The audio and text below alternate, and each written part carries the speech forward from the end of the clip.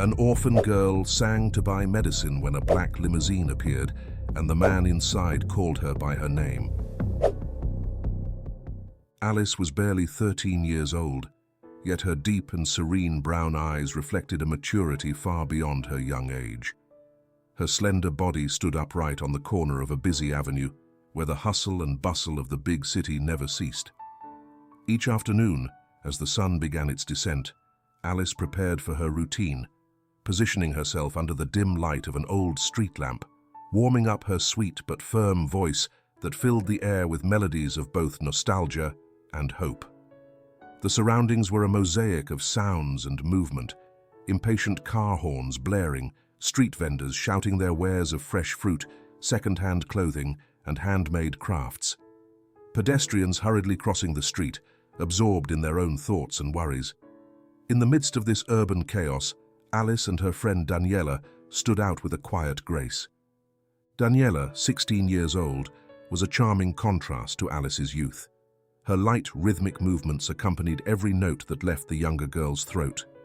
Her hips swayed with a timid grace, reflecting a confidence born from their mutual understanding and solidarity. Together, they formed an impromptu duo that, though simple, could draw glances and occasionally a few coins from passers-by, touched by their determination and the sweetness of their singing. A few steps away from them, Linda, the neighborhood shopkeeper, watched attentively from the safety of her store. Behind the counter, rows of canned goods, rice packages and jars filled with all kinds of basic products were neatly arranged.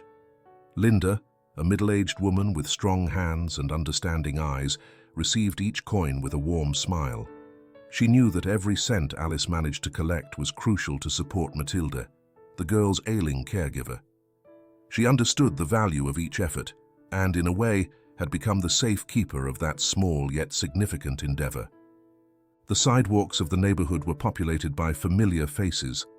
Mr. Ramirez, who sold newspapers every morning, greeted Alice with an encouraging nod before handing her the day's edition. Doña Elena, the seamstress who often passed by, would take a break from her work to admire Alice's performance, offering words of encouragement that felt like a refreshing breeze in the middle of a hectic day. The cobbler, Don Matthew, had been a fatherly figure to Alice, giving her advice on the importance of hard work and honesty, lessons she carried in her heart while singing each afternoon. Despite adversity, many neighbors knew Alice for her voice. She was not just a girl who sang to earn money. She was a symbol of resilience and hope. Her song, an old melody Matilda had taught her, spoke of simpler times, of laughter without pain, and of dreams yet to be fulfilled. However, reality had changed drastically. Matilda was now hanging by a thread, needing ever more expensive medicines that Alice could not afford on her own. Among whispers and casual conversations, Alice's situation was a topic of concern and empathy. The neighbors spoke sadly of the unfairness of a life that forced a child to grow up so quickly, stealing the innocence of her childhood. Even though coins were scarce, empathy and mutual support multiplied in small but meaningful gestures. A smile, a word of encouragement, an occasional round of applause that lit up the faces of Alice and Daniela. The neighborhood, humble and without luxury, survived thanks to the warmth of its people. There were no tall buildings or fancy shops, but there was a close-knit community that found strength in adversity. Alice and Daniela not only offered their music, but also served as a constant reminder that, even in the darkest moments, hope and solidarity could prevail. Alice's music echoed in every corner, weaving an invisible thread that united everyone in a network of mutual support, where each note sung was a promise of resistance against despair. Night fell over the city with a melancholy serenity, accompanied by a gentle drizzle that danced with the golden reflections of neon lights and old lampposts. The raindrops fell softly onto the pavement, creating puddles that mirrored the vibrant colors of the illuminated signs. On the same corner where Alice had sung during the day, the nocturnal atmosphere offered a quieter scene, but one loaded with tension. Alice, soaked to her lashes, carried on her performance under the faint glow. Her shirt, already darkened by the rain, clung to her slender frame, while her fingers tapped against the tattered umbrella that Daniela held to protect her. The ancient melody resonated with a desperate sweetness, each note a silent plea to gather enough coins before returning to the boarding house. Time was her enemy. Matilda had a fever, and every minute counted to secure the medicine that could save her life. Daniela, her hair drenched and her face lit by determination, moved slightly to the rhythm of the song, attempting to shield Alice's voice from the downpour. Her umbrella, worn and tattered, barely managed to repel the most insistent raindrops, but her presence offered a comforting shelter to her friend. Suddenly, the subtle roar of an expensive engine cut through the monotony of the night.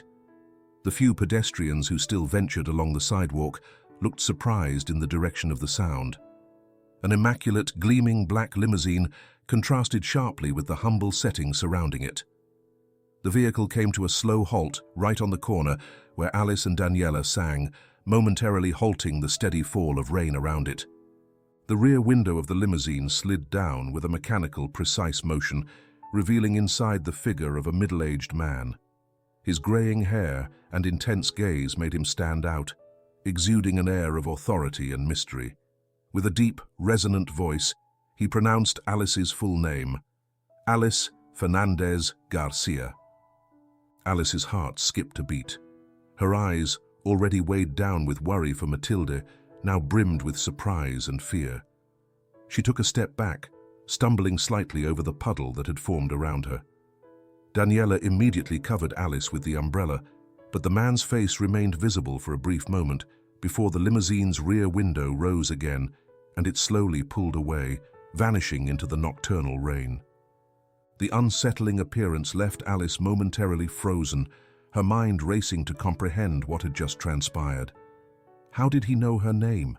She had never seen this man before, much less anyone who knew so much about her life. Anguish washed over her, a mix of fear and confusion that propelled her to quick action. Without a second thought, Alice ran toward the boarding house, her footsteps echoing on the wet pavement. She dodged puddles and jumped over the curb, trying to distance herself from the place where that inexplicable encounter had occurred. Daniela followed close behind, holding the umbrella as a shield against the uncertainty now surrounding them. While Alice hurried toward the boarding house in another part of the city, in a luxurious office with panoramic views stretching across the urban horizon, Mark Johnson watched intently. Johnson, a man in a flawless suit and an imposing demeanor, sat behind a dark wooden desk, meticulously reviewing documents. His office, decorated with contemporary art and designer furniture, stood in stark contrast to the roughness of the neighborhood where Alice lived. One of his trusted associates, a middle-aged assistant with a perfectly knotted tie, stepped into the room holding a report. "The founder's daughter has been cited," he announced, in a tone leaving no room for doubt or debate. Johnson's brow furrowed, his expression hardened by concern.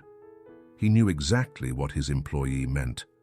The daughter of Farsalud's founders, a company he now controlled with an iron fist, represented a potential threat to his plans and the empire he had built on corruption and manipulation. He ordered close surveillance, giving precise instructions to track Alice's every move without arousing suspicion. Something in his countenance suggested that Johnson was aware things could get complicated if that girl dared to claim what he considered rightfully his. His face, usually impassive, revealed a hint of unease he could not entirely hide. The situation grew more perilous, and Johnson knew he would have to act swiftly and discreetly to maintain his hold on Farsalud and eliminate any threat that stood in his way. The following morning dawned with the tempting aroma of freshly baked bread wafting through the narrow streets of the neighborhood. Sunbeams timidly filtered between buildings, illuminating the worn facades and highlighting the vibrant colors of the murals that adorned some walls. Alice, still soaked from the previous night's drizzle, shook off the excess water as she made her way to the central plaza, where she was to meet Daniela and Matthew. Upon arrival, she found Daniela waiting with a warm smile, holding her tattered umbrella that no longer offered much protection from the morning's relentless sun. Together, they began searching for a spot to sit and rest for a moment. That was when Matthew appeared, a 40-year-old street musician who often accompanied the girls with his worn guitar. The lines on his forehead and his sun-cracked hands spoke of a lifetime spent on sidewalks making music. "Good morning, girls," Matthew greeted them with a raspy yet friendly voice, settling his guitar on his lap.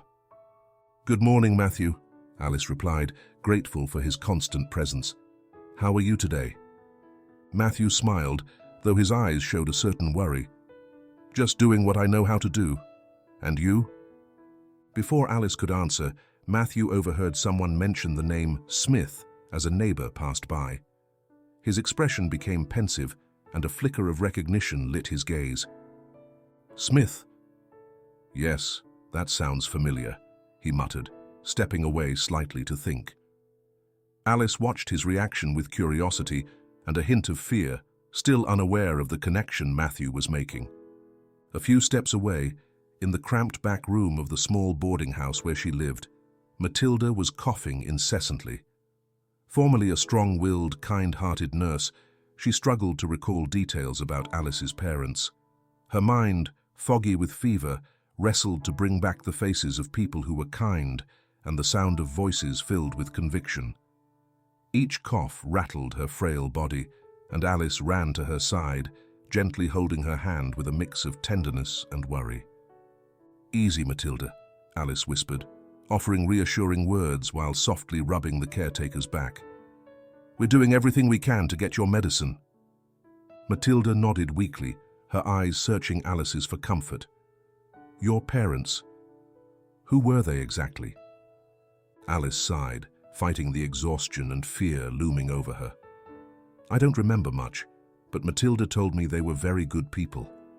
They wanted to help everyone, people like us." Far from there, in an elegant office lined with glass walls that offered a panoramic view of the city, Mark Johnson gazed at old photographs. The dim glow of the lamp on his desk illuminated snapshots of a past he preferred to forget. In one of them, he appeared standing next to Joseph Smith and Farsalud's founding couple, Alice's parents, outside a small pharmaceutical plant brimming with promise. Johnson scowled at the images. His advisors, a group of men and women sporting solemn expressions and anxious stares, watched him closely. "We won't let this girl claim anything," he muttered in a firm voice, addressing his team. "Alice Fernandez is a threat to everything we've built. We can't allow the past to catch up with us."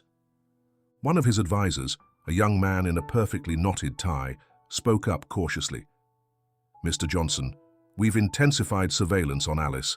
We're making sure we don't miss a single detail." Johnson nodded, his gaze fixed on the photos that symbolized such a dangerous connection. "Stay alert. If Alice tries to claim what she believes belongs to her, we'll take the necessary steps to neutralize her. She can't learn the truth about our origins." Meanwhile, on the neighborhood sidewalks, a growing sense of solidarity was palpable. The name Smith echoed in conversations, stirring both curiosity and concern. Matthew, still deep in thought, decided to approach Alice and Daniela. "Girls, I think the name Smith is tied to what's going on," he said, his voice weighted with seriousness.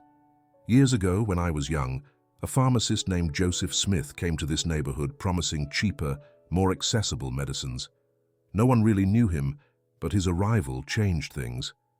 Alice frowned, trying to piece together the puzzle forming in her mind. "Do you think he's connected to the man in the black limousine?" Matthew nodded slowly. "It's possible. Smith was known for his determination, but also for some questionable methods. If Johnson's involved, there could be more to this story than meets the eye." Daniela, who had been listening closely, added, "We need to find out more about Smith and his link to Johnson. Maybe we'll dig up a clue that helps us understand why they're after us now." Alice nodded, sensing that every discovery brought her closer to the truth, while also heightening the danger. "Let's investigate. If my parents were part of something Johnson wants to keep hidden, I need to find out what it is. For Matilda, for them, and for us." Matthew gave their shoulders a reassuring pat. "Count me in. I'll help you look for information, But we have to be cautious. Johnson won't stop at anything to protect his control. With renewed determination, the trio pressed on, determined to unravel the mysteries surrounding Alice's past and face whatever lay ahead. The morning was filled with both promise and peril, each step drawing them closer to a truth that could change their lives forever. The days that followed became harder for Alice. Medicine prices kept climbing, turning every trip to the pharmacy into a race against time and limited funds. Her gaze set with resolve, she passed through the aisles of the neighborhood pharmacies, comparing costs in search of any deal that could stretch her meager savings to buy the doses Matilda needed. Yet more than once, she returned empty-handed, defeated by exorbitant prices. One afternoon, as she rounded a familiar corner on her way to Don Ernesto's pharmacy, Alice stumbled upon a flyer stuck to a cracked wall. The yellowed paper fluttered lightly in the breeze, its colors faded by time. A spark of curiosity and hope lit within her as she picked it up and read it aloud. Mary Brown, pro bono attorney, specializing in cases of social injustice. Free legal aid for anyone who needs it. It seemed like her only hope. Stomach tight with nerves yet bolstered by a new sense of resolve, Alice pocketed the flyer and headed to the address it listed. The path took her to an old building with a worn, aging facade. Creaking stairs and the echo of her footsteps resounded in the dark corridor as she climbed slowly until she reached a modest door. Pushing it open, she found a small yet cozy office. The scent of freshly brewed coffee and old books filled the air, and towering stacks of files occupied a creaky wooden shelf. Piles of paperwork covered the surface of a wooden desk, where a woman of about 30 sat, greeting Alice with a warm smile and empathetic eyes. "Hello, Alice," said the woman, extending her hand. "Please have a seat. Tell me how I can help." Alice sat in a nearby chair, her gaze revealing a mixture of hope and fear. "Hello, Ms. Brown. My name is Alice Fernandez Garcia, and I need help. My caregiver, Matilda, is very sick, and the medicines are incredibly expensive. I don't know how to get the money." Mary nodded, listening carefully. "I understand. Tell me more about your situation. Is there anything else I should be aware of?" Alice took a deep breath, her voice emerging as almost a whisper. "Last night, while I was singing for money, a black limousine stopped near me. A man called me by name. I'd never seen him before. I don't know who he is, but it really scared me."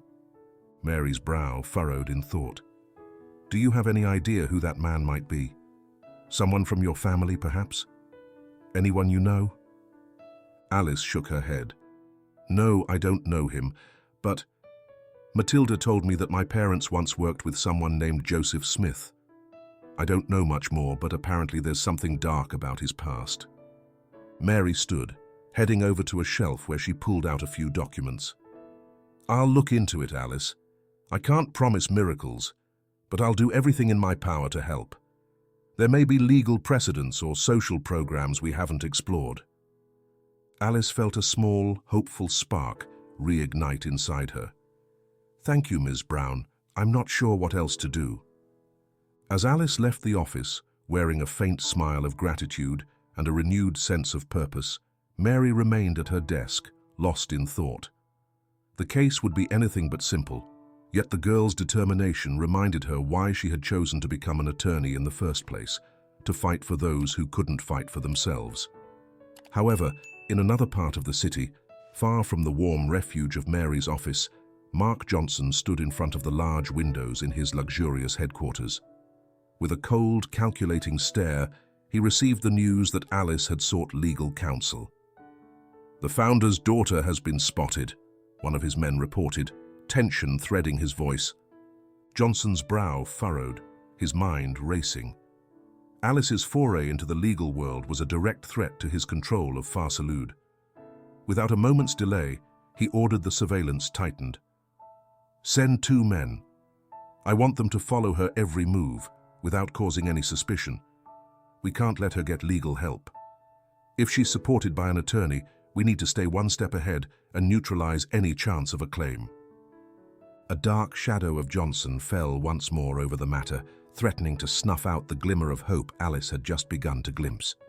The silent harassment had begun, and the girl, still unaware of how massive this battle would be, was on the brink of a struggle far larger than she had ever imagined. Night spread across the city with its cloak of darkness, but within Mary Brown's small office, an old lamp illuminated an endless stack of yellowed folders. The attorney, determined and focused, was surrounded by scattered documents that each told a fragment of a forgotten story. Her eyes flicked between business records, old newspapers, and digital archives, seeking any clue that might connect Alice to Farsalad's past. Hours of tireless research finally bore fruit. Buried in piles of papers and lines of digital code, Mary found what she had been searching for: documents from Farsalad's original founding, dated several years back. The names of Alice's parents appeared alongside that of Joseph Smith, a key figure in the company's early days. Patents registered under her parents' names and a breakdown of shareholdings revealed a direct, legally binding connection, one Johnson had either overlooked or deliberately tried to bury. Mary immediately grasped the magnitude of her find. If Alice really was the daughter of Farsalad's original founders, she had a legitimate right to part of the company Johnson now ruled with an iron fist.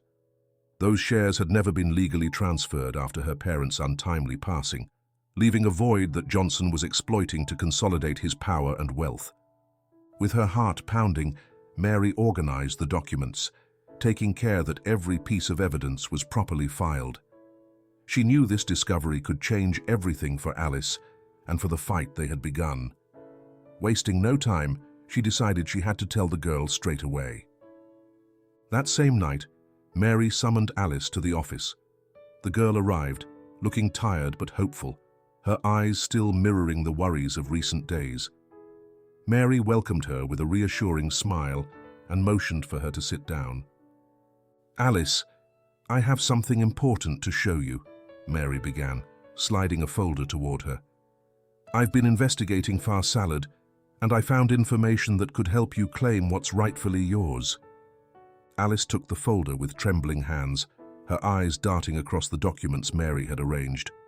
The evidence was undeniable: original contracts, patents in her parents' names, and shareholder records linking her directly to the company's founding. "Does this mean I'm the founder's daughter?" Alice asked, her voice wavering between astonishment and disbelief. Mary nodded decisively. "Yes, Alice. According to these documents, you're legally entitled to a portion of Farsalad. You now have a chance to claim what's yours and possibly change everything for both Matilda and you." Relief and fear swirled inside Alice. The possibility of achieving justice and finding the resources needed to save Matilda shone like a beacon of hope. But she was also keenly aware that standing up to someone as powerful as Johnson would be no simple task. But what if Johnson finds out and decides to retaliate? Mary took a deep breath, recognizing the validity of the girl's concerns. It's a real possibility, yes. That's why it's crucial we handle this carefully and keep all the evidence properly documented. I'm here to help you with every step of the legal process, but you have to be ready for possible repercussions. As Alice left the office, a spark of hope kindling in her heart, but also aware of the danger looming ahead, Mary remained behind, lost in thought. She knew the battle was only just beginning and that Johnson would stop at nothing to maintain his grip on Farsalad. Far from there, in a wide, lavishly furnished room with dark windows that offered a prime view of the city, Mark Johnson convened his closest lawyers. Tension hung thick in the air, and Johnson's stern face showed how aware he was of the significance of Mary's discovery. "What exactly have you found out about Alice Fernandez Garcia?" Johnson asked, his voice heavy with worry. One of his lawyers, a middle-aged man in a perfectly tailored suit, answered cautiously. "Mr. Johnson, we have confirmed that Alice is the daughter of Farsalad's original founders. According to the records, she is entitled to a share of the company you currently control." Johnson frowned, his thoughts racing. "This can't happen. We need to shut down any legal claim she might have. Order your attorneys to prepare an immediate response. We can't allow this girl to take what, from our perspective, doesn't belong to her." Another lawyer spoke up, urgency in his tone. "Sir, if Alice decides to move forward, we might be looking at a long legal battle. We should consider alternative methods to silence her before she gathers momentum." Johnson nodded slowly, fully aware that every move had to be meticulously calculated. "I'll handle this matter personally. We won't let a child interfere with our interests. Find a way to neutralize this threat without leaving a trace. I want results, and I want them now." The meeting concluded with Johnson's resolve painfully clear. Within his inner circle, the name Alice Fernandez Garcia already resounded like a growing threat, a shadow that could topple the corrupt empire he had built. Each passing hour made the fight for truth and justice more intense, and Alice was now at the epicenter of a storm that threatened to consume everything in its path. Days later, the city was once again shrouded by a relentless morning rain. Grey clouds covered the sky, unleashing a constant downpour that soaked both the streets and the spirits of those braving them. Alice, still damp from the previous days, walked beside Daniela toward their usual shelter, a modest little cafe tucked away on a quiet corner of the neighborhood. The scent of cheap coffee and freshly baked bread hung in the air, mingling with the constant sound of raindrops on the cobblestones. The cafe, with its worn wooden tables and faded upholstered chairs, offered a warm, welcoming atmosphere that stood in stark contrast to the cold, damp outdoors. Alice and Daniela settled at a table by the window, their trembling hands seeking warmth from steaming mugs of coffee. Both tried to summon the courage needed to face what lay ahead, aware that every decision could deeply affect their lives. "I can't believe this is really happening," Alice whispered, staring into her cup, as though answers might be floating in the dark liquid. Daniela nodded, her eyes filled with both concern and determination. "You know you can trust me, right? We're in this together." Before Alice could respond, the cafe door opened with a soft squeak, letting in a burst of cold, damp air. All eyes turned toward the entrance, and for a moment, the usual chatter ceased. A middle-aged man, poised and elegant, stepped inside. His impeccable attire and dignified bearing stood out against the cafe's simple charm. He was Joseph Smith, a name that had been echoing these last few days, stirring up old secrets now beginning to resurface. With quiet steps, Joseph approached the table where Alice and Daniela sat. His hands, clasped in front of him, trembled slightly, betraying a mix of nerves and resolve. He paused a few feet away, studying them intently and earnestly. "Alice," he said softly but firmly, her name ringing through the cafe's hush. "May we talk?" Alice looked up, startled and guarded at once. Their eyes locked, and she searched his gaze for answers to questions she wasn't even sure how to ask. Daniela, always protective, rested a hand on Alice's arm, urging her to stay calm. "Yes, of course," Alice finally replied, her voice barely above a whisper. "Go ahead." Joseph slowly took the seat across from them, leaving a respectful distance. His eyes revealed a mixture of remorse and hope, as though what he was about to say had the power to change all of their lives. "I realize this is unexpected and perhaps confusing for you," he began, his voice cracking with emotion. "My name is Joseph Smith, and I knew your parents many years ago, back when Far Salad was just getting started." Alice nodded slowly, her mind racing to connect fragments of the past with her present reality.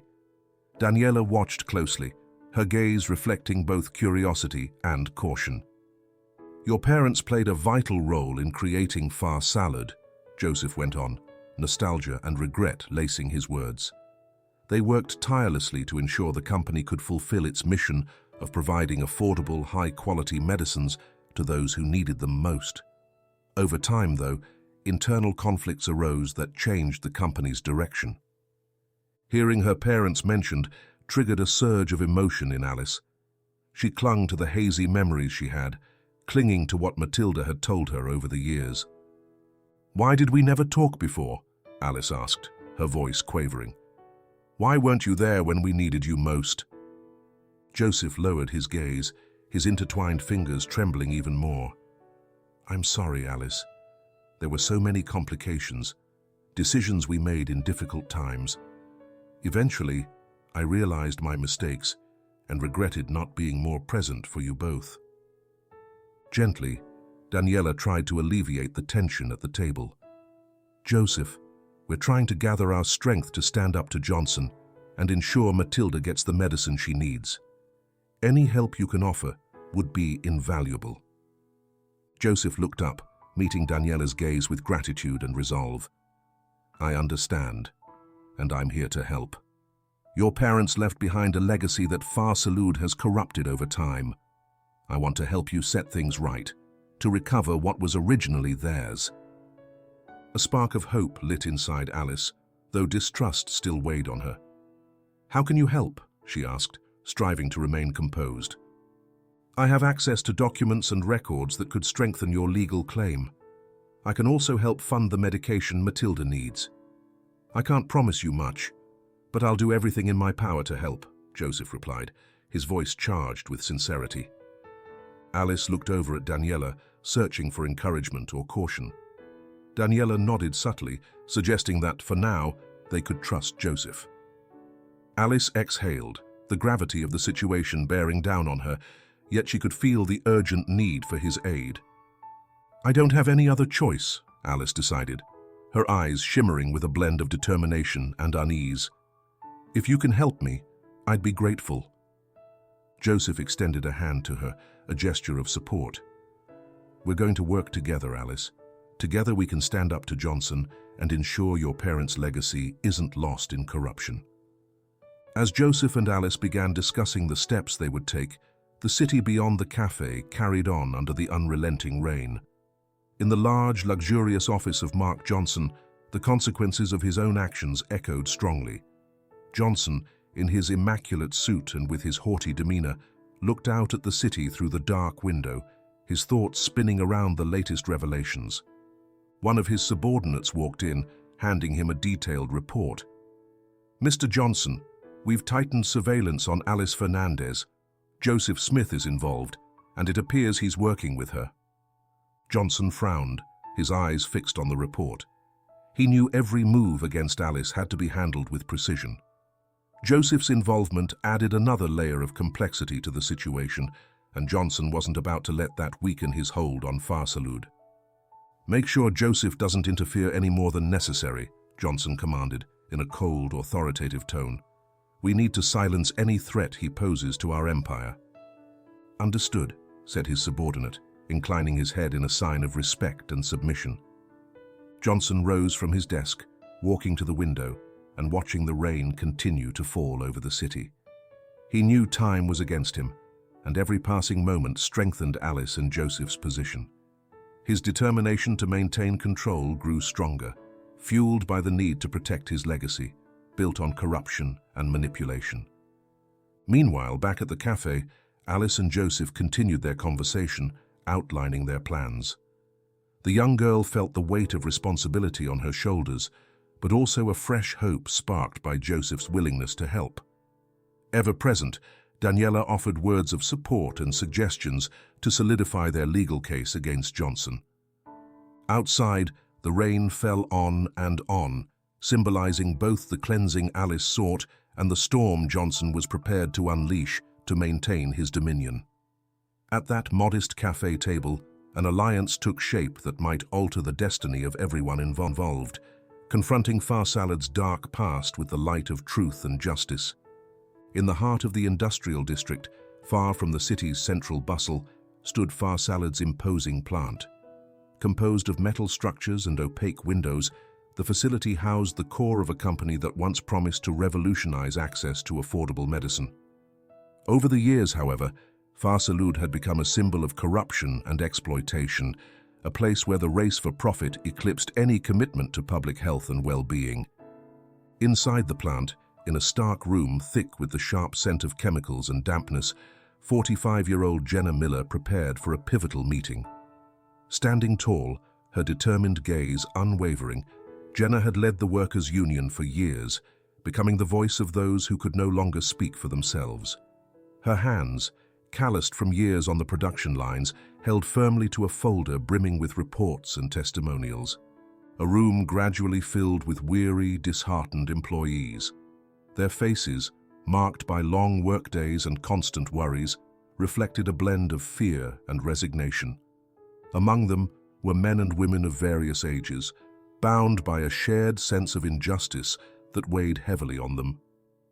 "Thank you all for coming," Jenna began, her voice echoing forcefully in the cramped space. "We're not here just to complain. We're here to find solutions. Our wages have been frozen for months, and layoffs have been arbitrary and without notice. On top of that, we have reports that the medicines we produce are being tampered with to cut costs. This endangers our health and the health of the patients who rely on our products." A murmur of agreement rippled through the room, though tension and unease still hovered in the air. Jenna pressed on, refusing to lose her composure. "We know Farsalad is powerful. They have limitless resources and a network of influences that shields them from any attempt at whistleblowing. But we can't just stand by while our working conditions and product quality worsen by the day. We need to come together and take action." Some in the crowd nodded in agreement, while others avoided eye contact, afraid of the consequences. Jenna was well aware that intimidation was a common tactic used by Farsalad to maintain control and quash any attempt at collective organization. "Our fight isn't just for better wages and working conditions," Jenna added. "It's about the integrity of what we do and the trust patients place in us. We can't allow our lives and our reputation to be sacrificed for the greed of a few." Just as Jenna began earning the workers' full attention and respect, the door to the room burst open, letting in a blast of cold air and the imposing presence of two Farsalud corporate guards. Their immaculate uniforms and stern gazes clashed sharply with the simplicity and struggle of the assembled employees. "What's going on here?" demanded one of the guards, his voice cold and authoritarian. Jenna didn't flinch. She stayed calm, knowing that any sign of weakness could trigger immediate retaliation. "We're discussing our working conditions and the quality of the products we manufacture," she replied firmly. "We won't allow employees and patients to be harmed any longer." The second guard, forcing a menacing smile, stepped further into the room. "This is a direct violation of company policies. You're not authorized to hold union meetings," he said, his tone devoid of empathy. Without warning, both guards began to break up the assembly, ordering the workers to leave immediately. Some tried to resist, but intimidation and brute force prevailed. The employees hurried out, many visibly shaken, while Jenna remained in place, staring at the guards with a mix of defiance and determination. "This won't end here," Jenna said, her voice ringing with unwavering resolve. "We'll regroup and find a way to make our voices heard. We won't give up." The guards glared at her contemptuously before leaving, abandoning a demoralized workforce, yet leaving behind a spark of resistance in their hearts. Jenna knew the road ahead would be hard and perilous, but she was ready to lead her co-workers in the fight against the injustice rooted in Farsalad. Meanwhile, back in the neighborhood, tension was rising for Alice and her team. Alice, Mary, and Daniela were in the boarding house, poring over documents and planning their next legal steps against Johnson. Mary's investigations had progressed, and with the evidence they had gathered, the case was beginning to take shape. "We have to be extremely careful," Mary warned, her expression mirroring the gravity of the situation. "Johnson will stop at nothing to keep control. We've seen how he's reacted so far, and it's only going to get worse." Alice nodded, feeling the weight of responsibility on her shoulders. She knew every step they took toward the truth brought them closer to danger. But she also understood this battle had to be fought, for Matilda and for her parents' legacy. "We have to make sure all our evidence is in order," Alice said, voice unwavering despite her fear. "We can't afford any mistakes." Daniela, on edge, interrupted their conversation when she noticed something out the window. "Alice, I think we're being followed," she said, pointing out two figures in the distance moving suspiciously. "I've seen two men watching us from the corner of the street." Alice stood immediately, her heart pounding. "We have to move now," she urged, scanning for a safe exit. "Mary, what can we do?" Mary paused for a moment before answering. "We need to change our location and keep in constant communication. We can't be caught off guard." Without wasting time, the trio decided to relocate to somewhere safer, avoiding familiar paths and taking the neighborhood's quieter streets. As they ran, Alice felt the tension intensify with each step, aware that Johnson and his men were getting ever closer to shutting her up. In that moment, far from the clash at the Farsalud plant and the pressure closing in on the neighborhood, Jenna Miller reflected on the broken-up meeting and her co-workers' resolve. She knew solidarity and resistance were their best weapons against Farsalud's oppression. With every setback they faced, the workers' unity grew stronger, creating a network of support that gave them hope in the midst of adversity. The rain had stopped, yet the storm of emotions and conflicts surrounding Alice, Jenna, and their respective communities was only just beginning. On both fronts, the fight for justice and truth grew more intense, weaving together the lives of those seeking meaningful change in a world ruled by power and corruption. Dawn arrived with a false calm in the neighborhood. The first light of day seeped timidly through the clouds, which still held traces of the previous night's rain. That peace was abruptly shattered when Linda, the neighborhood shopkeeper, found her store ransacked. Upon opening the door, she was met with chaos. Dented cans scattered across the floor, bags of flour spilled over the shelves, and a piece of paper with the Farsalud logo crossed out in runny ink. The message was clear and ominous, an unmistakable warning aimed at Alice and anyone who supported her. For a moment, Linda stood motionless, struggling to process the extent of the damage. Her trembling hands, still echoing the shock she felt, began mechanically wiping down the shelves. Each damaged can and ripped package symbolized the intimidation they now faced. Though her sadness was palpable, not a single tear fell. She knew this was the time to resist, to refuse to be cowed by Farsalud's scare tactics. Word of the robbery at Linda's shop spread rapidly through the streets. The neighbors, long practiced in solidarity and mutual support, faced a fresh threat that bound them even more tightly in defense of Alice. Conversations changed from the usual morning greetings to serious discussions about safety measures and the need to guard against further intimidation. This community, which had always displayed unity, began to organize more formally. At every corner, in every doorway, neighbors volunteered to keep watch at night, determined that no one else would fall victim to Farsalud's methods. Neighborhood patrols were set up, and groups of residents gathered after sundown to protect the most vulnerable areas of the barrio.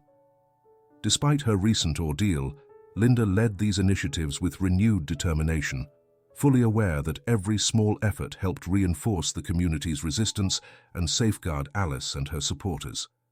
Meanwhile, in the boarding house where Alice and Daniela lived, Mary Brown was deep in thought about the next legal move.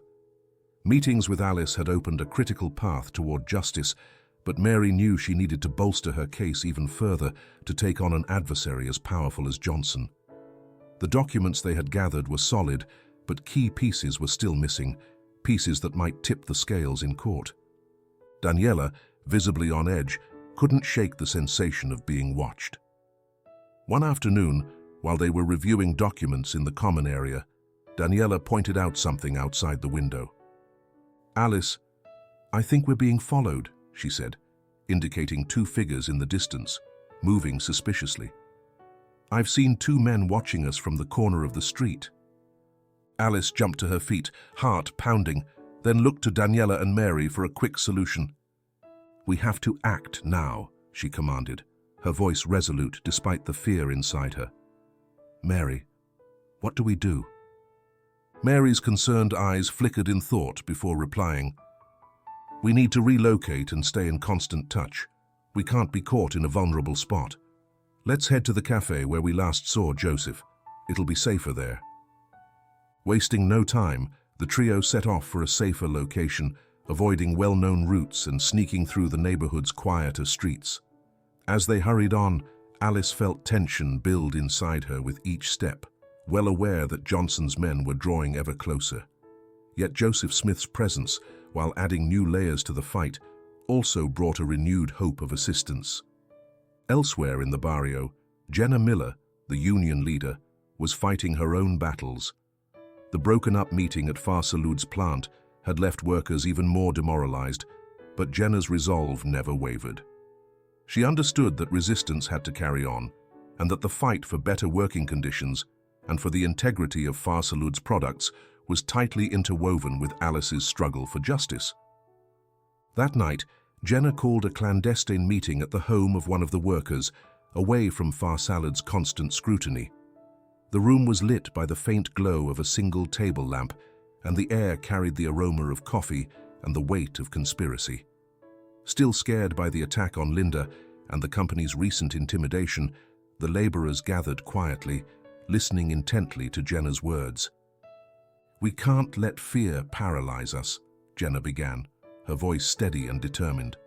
"Farsalud is trying to divide us and silence us, but if we join forces, we can stand up to this injustice.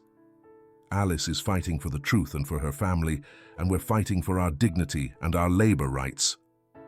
A whisper of assent rose through the gathering, and several workers nodded with conviction.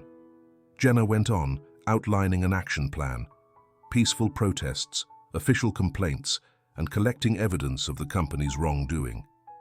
She knew each small act of resistance was vital in countering Johnson's oppressive tactics.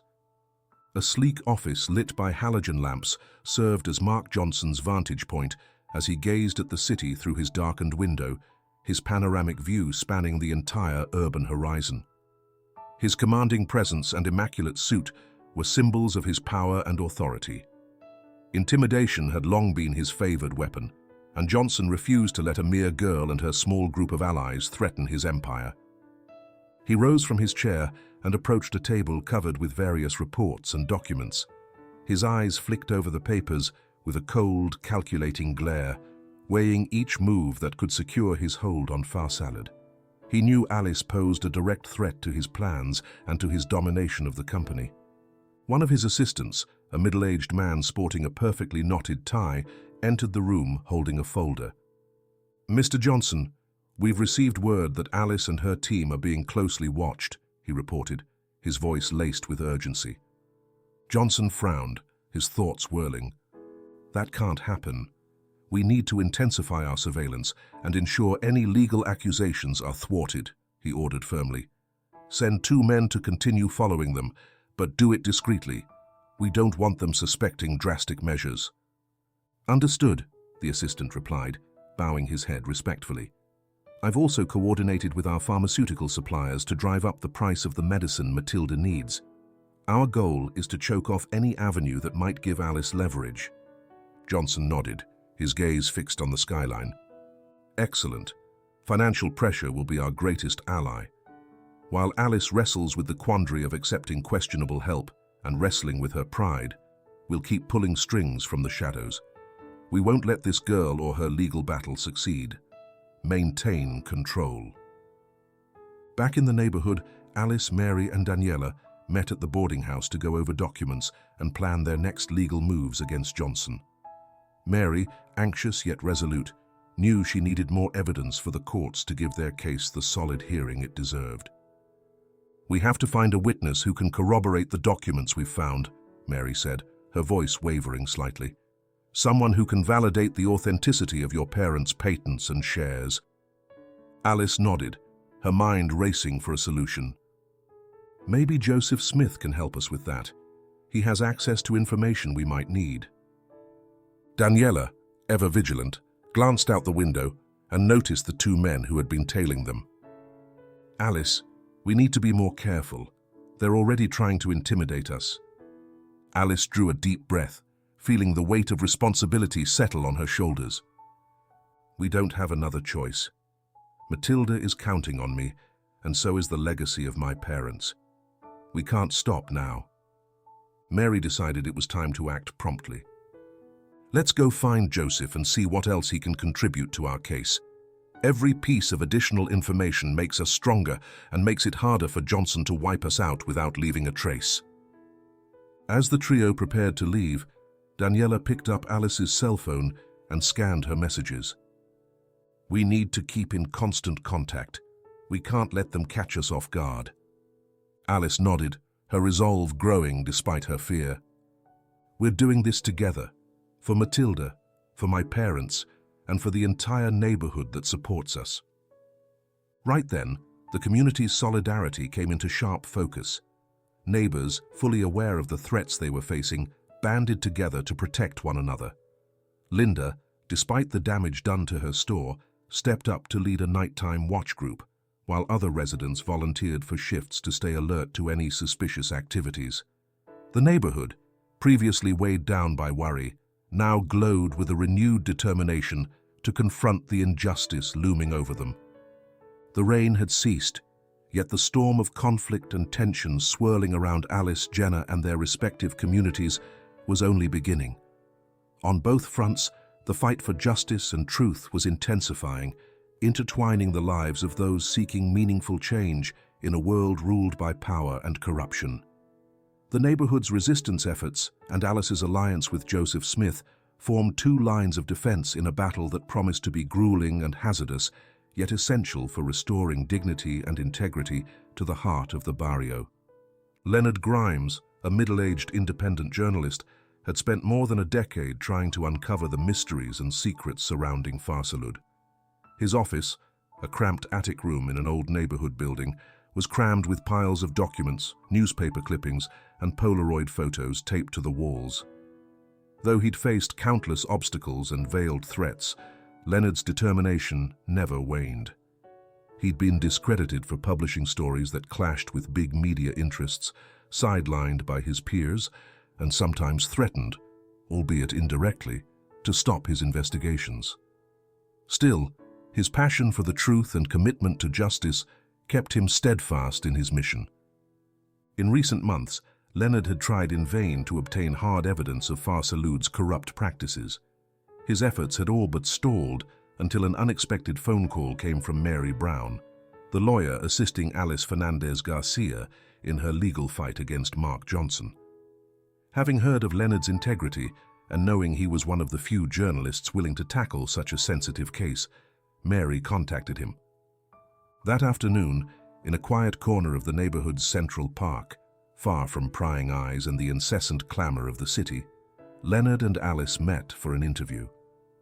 The chosen spot provided privacy, with benches hidden among lush trees and winding paths leading to secluded nooks. Leonard studied Alice closely, noticing the blend of courage and vulnerability in her expression, which moved him deeply. He knew he had to handle the situation with utmost care, aware that any slip-up could endanger not only Alice, but also those supporting her. "Thank you for coming, Alice," Leonard began, his voice gentle yet firm.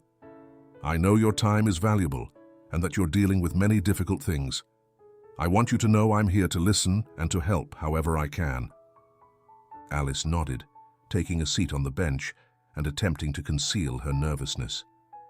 Daniela, ever at her side, sat down as well, offering silent support. "The first thing I want to understand is your story," Leonard continued, pulling out a notepad and pen. "Tell me about your parents, about how you ended up in this situation, and about your current struggle against Johnson." Alice inhaled deeply, summoning the courage to begin recounting her tale. "My parents founded Farsalud to provide affordable, high-quality medicine to those who needed it most. They wanted to create a company that truly made a difference in people's lives. But everything changed when they died young. Johnson took control of the company and warped its original principles. Medication prices skyrocketed, wages were frozen, and now Matilda, our caregiver, is very ill and needs medicines we can't afford," Alice explained, her eyes filled with both determination and sorrow. Leonard took diligent notes, capturing every detail in hopes of piecing together a story that could expose Farsalud's corruption and support Alice's fight. "I see," Leonard replied. "This runs deeper than I expected. Mary shared some documents with me, but I'll need more information to build a solid case. Do you have anything else you can share? A witness? More documents to support your claim?" Alice pulled out the folder Mary had given her and placed it in front of Leonard. "These are the original founding contracts, patents in my parents' and Joseph Smith's names, and records of shares that were never legally transferred after my parents died. Joseph also has documents that can confirm our story," she added, her voice growing stronger as she laid out the evidence.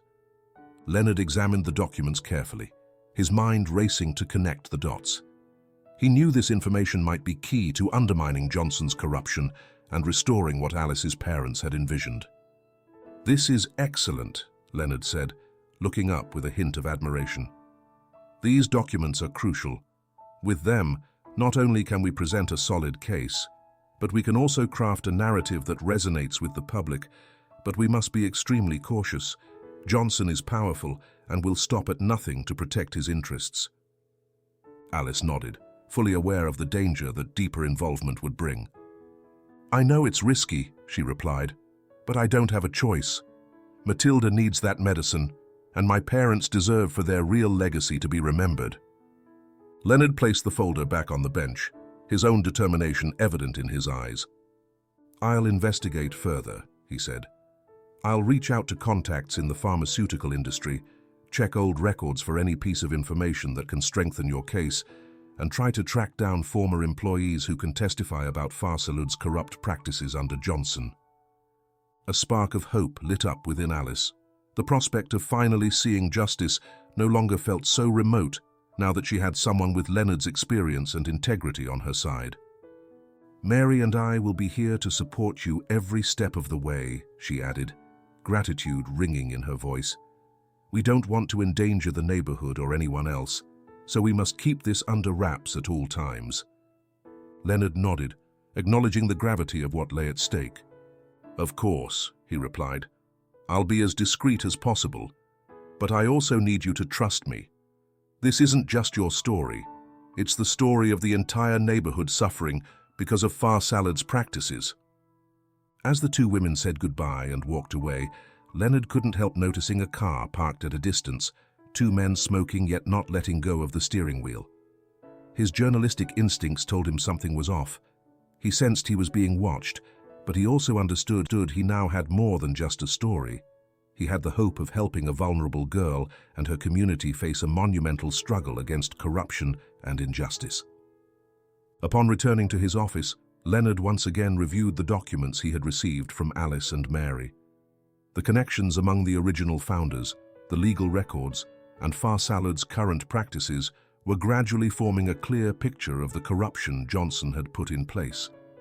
He knew the path ahead would be grueling, full of obstacles and potential reprisals, but Alice's determination and the integrity of her cause fueled him with the strength needed to continue.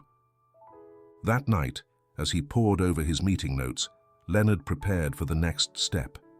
His investigation had to be meticulous and exhaustive, leaving no stone unturned. He would reach out to former Farsalud employees, dig into Johnson's financial ties, and hunt for any sign of illegal practices that could be brought to light. Every new piece of information carried him closer to the truth, and the possibility of dismantling Farsalud's corruption spurred him forward despite the risks. Still, Johnson's shadow loomed ever larger over his work. Leonard knew the powerful businessman would do anything to protect his empire, and a single misstep might have serious consequences. But Leonard Grimes was not a journalist who gave up easily. His commitment to truth and justice kept him steady, aware that his fight was not only for Alice and Matilda, but for the entire community that had suffered under Farsalud's rule. By the following morning, when the sun began to brighten the city, Leonard had a new lead. A former Farsalud employee who had disappeared after attempting to expose the company's corrupt practices had reached out to him. The information this person held was precious and might be the key to unraveling the entire web of corruption Johnson had woven. With renewed resolve, Leonard gathered his gear for a clandestine interview, fully aware that each move had to be carefully planned and secure. He knew Johnson was monitoring his every step, but he also understood the truth had to come out, no matter the cost. The story was taking shape, and along with it, the chance to change the fate of Alice, Matilda, and the entire neighborhood. Leonard Grimes, the unrelenting journalist, was ready to face the giants, armed with the truth and the hope of a more just and transparent future. Evening fell upon the city, bringing its usual mix of bright lights and elongated shadows. In Mary Brown's office, the atmosphere was charged with tension. Mary, the passionate lawyer who had taken Alice's case with unwavering resolve, felt the weight of responsibility pressing down on her. Her desk, normally tidy and meticulously organized, was now piled high with legal documents, emails, and notes outlining each step in the lawsuit against Mark Johnson and Far Salad. The pressure on Mary had become palpable. The recent days had been especially difficult, with Johnson escalating his efforts to silence Alice and anyone who dared help her. Veiled threats and attempts at intimidation had become commonplace, creating an environment thick with fear and distrust. It was on a rainy afternoon, reminiscent of the day Alice's battle had begun, when two elegantly dressed men burst into Mary's office without warning. Their mere presence demanded respect and carried an undercurrent of menace, reflecting the power they wielded. "Good afternoon, Ms. Brown," one of them greeted her with a cold, calculated smile. "We hope you can spare a moment to talk." Mary eyed them warily, all too aware of the gravity of the situation. She knew these men weren't there by chance. Their impeccable suits and confident bearing suggested they weren't ordinary lawyers, but rather representatives of Johnson's interests. "How may I help you?" Mary asked, trying to maintain her composure and keep the upper hand. The second man stepped forward, his gaze locked on Mary. "We've come to offer you an opportunity that might solve many of your current problems," he said, his tone amiable, yet edged with disdain. "We know you're deeply involved in Alice's case, but we also understand your personal circumstances are complicated." A chill ran down Mary's spine. She remembered the debts piling up, the pressure of supporting her younger sister through college, and the uncertainty of her own future. Accepting the money these men offered would alleviate many of her financial burdens, but at a very steep price. "I'm listening," she replied, trying to keep her voice neutral, even as her heart hammered in her chest. "We're willing to offer you a substantial sum in exchange for shelving Alice Fernandez Garcia's case," continued the first man. "We respect your work and your integrity, but we also recognize the stability and peace this arrangement could bring you." It felt as if the world around Mary froze. Their words reverberated in her mind, and part of her seriously considered the proposal. Her debts weighed heavily on her. Her sister depended on her to pay university tuition, and her professional future was at risk. Accepting that money would solve countless problems, but it would also be an absolute betrayal of everything she believed in. Satisfied by the psychological pressure they were exerting, the men once again smiled, aware of exactly how to strike people's most vulnerable chords to get what they wanted.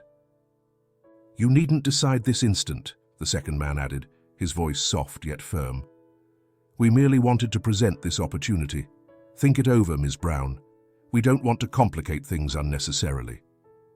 They bid her goodbye with a polite bow and left the office, leaving Mary alone with her thoughts and the weight of a decision that could define her professional and personal integrity. Hours later, Mary's office had fallen into a quiet stillness. Rain gently tapped at the windows, providing a steady rhythm to accompany her contemplation. Her hands, tense, clutched the edges of a folder containing all the evidence and paperwork tied to Alice's case. With tears threatening to fall and her resolve renewed, Mary opened her laptop and began drafting a formal response to the offer. Every word she typed was a step in reaffirming her principles and her commitment to justice. "Gentlemen," she began, "I appreciate your offer and understand the proposal you have presented. However, I must decline. My commitment to the case of Alice Fernandez Garcia and to seeking justice for her situation prevents me from accepting such a proposal. I firmly believe in the truth and in confronting injustice, regardless of the personal difficulties this may entail." Mary signed the letter with mingled relief and sorrow. fully aware she had made the right choice, but also that she might face serious repercussions. Upon learning of her refusal, the men left with a mix of frustration and thinly veiled threats, leaving a palpable sense of danger behind. That night, Alice, using some money borrowed from Joseph, managed to purchase a short-term supply of medicine for Matilda, finding momentary relief. The caregiver's breathing improved, but anxiety lingered. Alice knew this respite was temporary and that Johnson would never cease trying to thwart her efforts. When Johnson heard that Alice was persisting with her lawsuit, a dark anger flickered across his face. He ordered the medication Matilda needed to be made even more expensive, certain that any further price increase would make it harder for Alice to obtain the necessary treatment.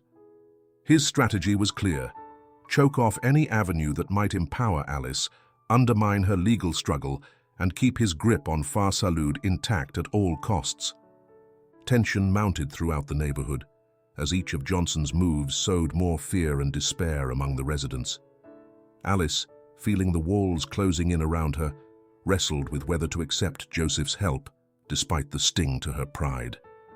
Yet she realized there was no other choice. Matilda's life depended on her, and so did the legacy her parents had left behind, now demanding justice. Having rejected the temptation of a bribe, Mary stood firm in her convictions.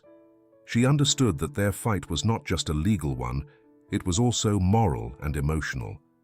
Johnson's threats served as a constant reminder of the risks they all faced, but they also strengthened her determination not to yield to corruption and injustice. In his halogen-lit office, Johnson surveyed the city from his lofty vantage point, his thoughts revolving around how to preserve his empire without letting the truth emerge. Intimidation was his favored tactic, and he fervently believed that humble people must learn not to defy giants like him. However, with every act of resistance he witnessed rising in the neighborhood, his confidence wavered just a little, even though he still projected an image of absolute control. Meanwhile, at the boarding house, Alice reflected on the difficult decision her lawyer had made. She knew that every choice they took affected not just her own future, but also Matilda's and the legacy of her parents. The road to justice was fraught with obstacles, but also marked by hopeful moments that kept them standing. "I can't give up," she told herself. "Matilda is depending on me, and my parents deserve for their true legacy to be recognized. I'll do whatever it takes to ensure the truth is revealed." Daniela, always at her side, looked on with pride and determination. She knew the fight they were waging was unbalanced, but she also knew that unity and perseverance were their greatest weapons. "We're in this together," Daniela assured her. "You're not alone, Alice. We'll face whatever comes our way." Alice nodded, feeling the strength of her friend and the confidence in the team they had built. Fear still lingered, but she was bolstered by a new resolve to keep pushing forward, convinced that every step would bring them closer to justice and the truth.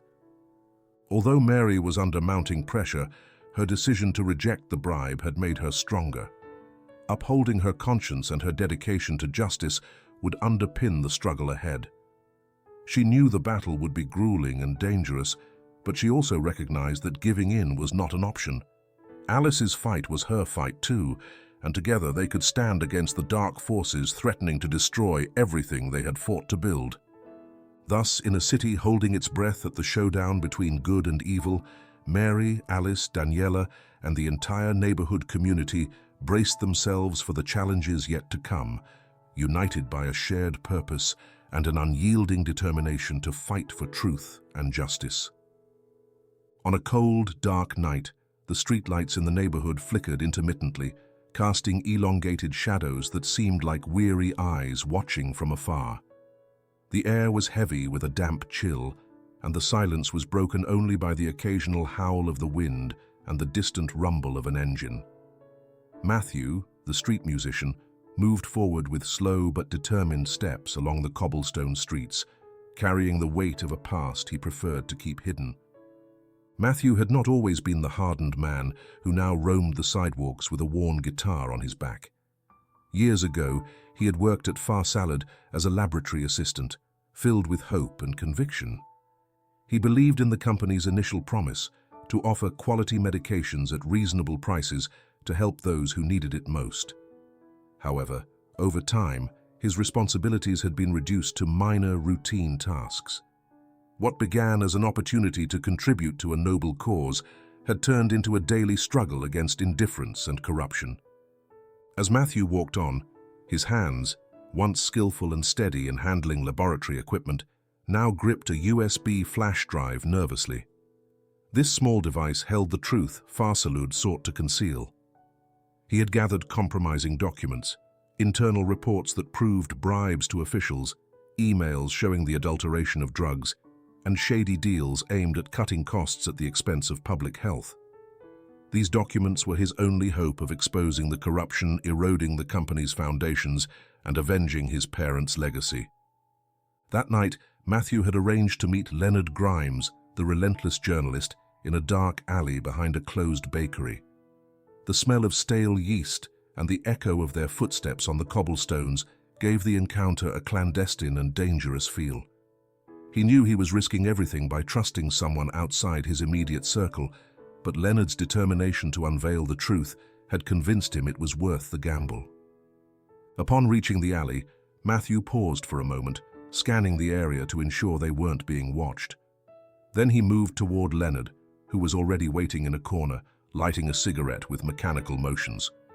Their eyes, filled with a mixture of resolve and fatigue, met. "Thanks for coming," said Leonard, taking a deep drag before speaking. "I know this isn't easy for you." Matthew nodded, stepping closer to the makeshift table where he had placed an empty beer can to serve as support. He took the USB drive out of his jacket with trembling hands and set it on the metal surface. "This contains everything you need to expose the truth about Farsalud," he explained, his voice barely above a whisper due to the penetrating cold. "It's not just about adulterating medications, but also bribing officials to keep our operations hidden and profitable at any cost." Leonard examined the device carefully, immediately recognizing the significance of what Matthew was giving him. He knew this information could change the course of his career and, more importantly, could free the neighborhood from Johnson's oppression. "This is invaluable," Leonard said, his voice laden with emotion. "With this evidence, we can build a solid case against Farsalud and Johnson. But we have to be extremely careful. Johnson won't hesitate to use any means at his disposal to protect his empire." Matthew nodded, his gaze fixed on the journalist. He knew they stood on a perilous crossroads where any misstep could mean the end of their lives or the loss of the truth they had sworn to protect. "We have to act quickly and strategically," Matthew said. "With each passing day, Johnson tightens his grip, making our fight even tougher. We can't afford to lose time." Before Leonard could respond, two shadows emerged from behind the trash containers at the end of the alley. They were Johnson's thugs, dressed in dark clothes and moving with a cold efficiency. Recognizing the sign, Matthew realized they were out of time. "Leonard, we need to leave now," he yelled, his voice infused with urgency. The thugs closed in quickly, and Matthew tried to safeguard the USB, but one of them struck him hard, knocking him to the ground. Leonard, heart pounding, tried to call for help, but a heavy fist slammed him against the wall, trapping him. In a desperate move, Matthew hurled the USB toward the opposite end of the alley, hoping it would reach someone who could keep it safe. The drive flew through the air and landed right in the arms of Daniela and Alice, who had decided to follow Leonard to ensure the meeting was secure. Daniela caught the device on the fly, her eyes brimming with panic as she realized how grave the situation was. "We have to run!" Alice shouted, grabbing Daniela's hand and guiding her out of the alley. Without a second thought, the two young women dashed up the street, escaping the thugs who now tried to catch them. Matthew, hurt on the ground, raised his voice with a tremendous effort. "Keep going. Don't stop." His words echoed through the cold night, but it was already too late. One of the thugs raised his fist again and brought it down on Matthew, leaving him injured, but still conscious. He knew he had done the right thing by making sure the truth reached Leonard, and, through him, the rest of the world. Alice and Daniela ran as fast as they could, their breath ragged with fear and exertion. The rain kept falling, impairing their visibility, and turning the slippery ground even more treacherous. As they fled, Alice couldn't help but glance back, seeing Matthew lying on the ground, his voice echoing with courage and sacrifice. "Come on, Alice. We can't stop now," Daniela urged her, voice shaking yet filled with resolve. Alice nodded, knowing they had to keep going. With the USB safely tucked in her jacket, they realized they now bore an even greater responsibility, protecting the truth Matthew had risked so much to reveal. The fight against Johnson was not just for them, but for the entire neighborhood caught in this web of corruption and power. Meanwhile, in an office illuminated by halogen lamps, Mark Johnson watched the city from a towering height. His face, usually serene and calculating, revealed a hint of concern. He had received reports that Alice and her allies were continuing their fight, and he knew he needed to ramp up his efforts to maintain his grip on Far Salad. Johnson stood and walked to the window, observing the urban skyline with cold, measured eyes. He knew the situation was rapidly escalating and that he had to act swiftly and discreetly to keep the truth from surfacing. Intimidation was his favorite weapon, and he was determined to use it to silence any threat that stood in his way. He ordered his subordinates to increase surveillance on Alice, Daniela, and Leonard. He also instructed his men to further inflate the prices of the medications Matilda required, aware that this would pressure Alice to give up her legal battle. Every move was carefully orchestrated to keep his empire intact, regardless of the human or ethical cost. Seemingly indifferent, the city held its breath in the face of this silent battle between good and evil. The forces of good, represented by Alice, Daniela, Mary, and Leonard, were starting to join efforts to dismantle Far Salud's corruption, while the forces of evil, embodied by Johnson and his henchmen, did everything possible to maintain control and power. On that cold night, the USB drive, now in Alice's hands, became a symbol of truth and hope, fighting to prevail amidst darkness and injustice. The battle for justice was only beginning, and with each step they took, Alice and her allies moved closer to an inevitable confrontation with Johnson and his corrupt practices. The next morning arrived with a partially overcast sky, where the sun struggled to break through the dense grey clouds that still held remnants of the overnight rain. In the neighborhood, voices rang out with a mix of concern and anticipation. Rumors about the attack on Matthew had spread quickly, fueling a palpable atmosphere of tension. Neighbors, still shaken by recent events, spoke in hushed tones about what had happened, creating an undercurrent of fear and solidarity. Leonard Grimes, the independent journalist who had decided to risk everything to expose Far Salad's corruption, was exhausted but determined. After recovering from the shock and the scrapes suffered during the alleyway encounter, he had spent the entire night combing through the USB drive Matthew had given him. Though he hadn't had time to scrutinize every detail, his journalistic instincts told him he held a story that could change the course of many lives, especially Alice's.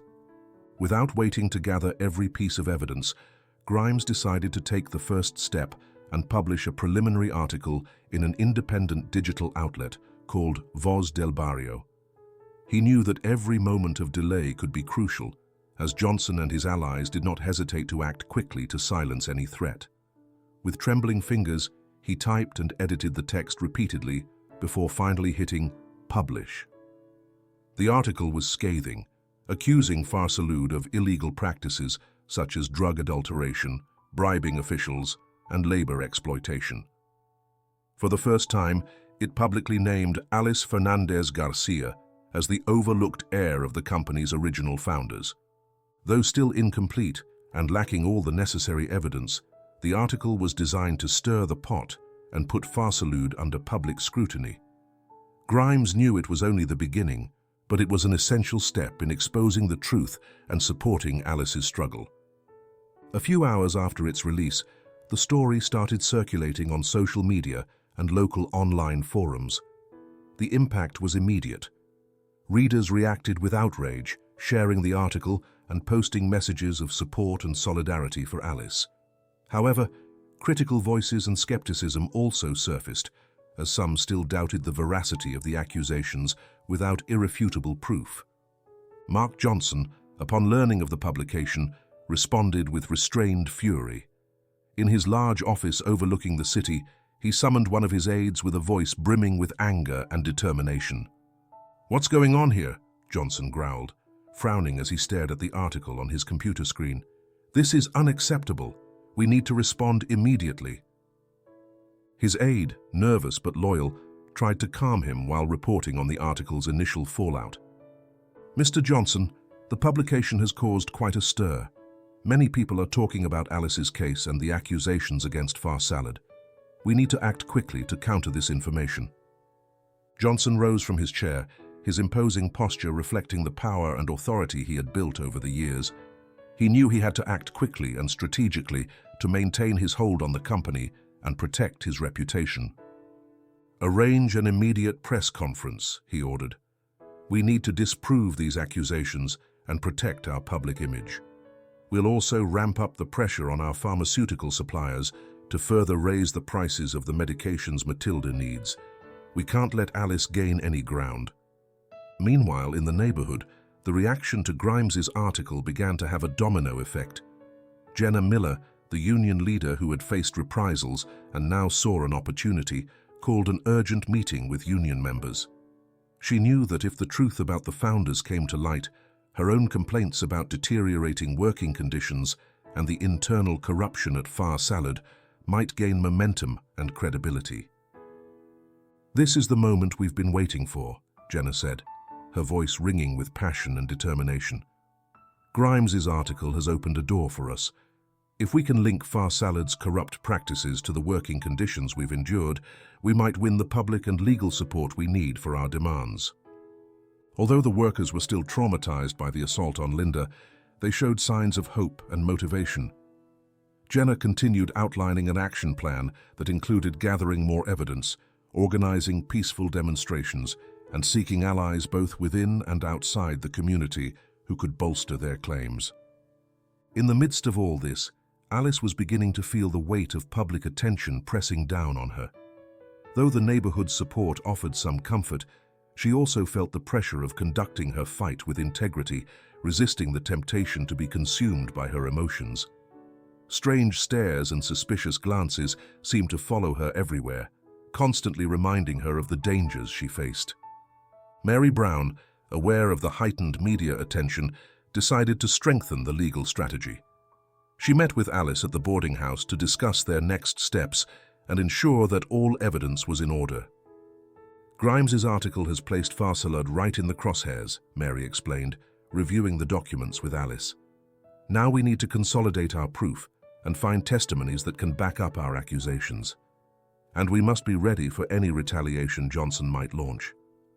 Alice nodded, her resolve growing despite her lingering fears. "We can't back down now," she said firmly.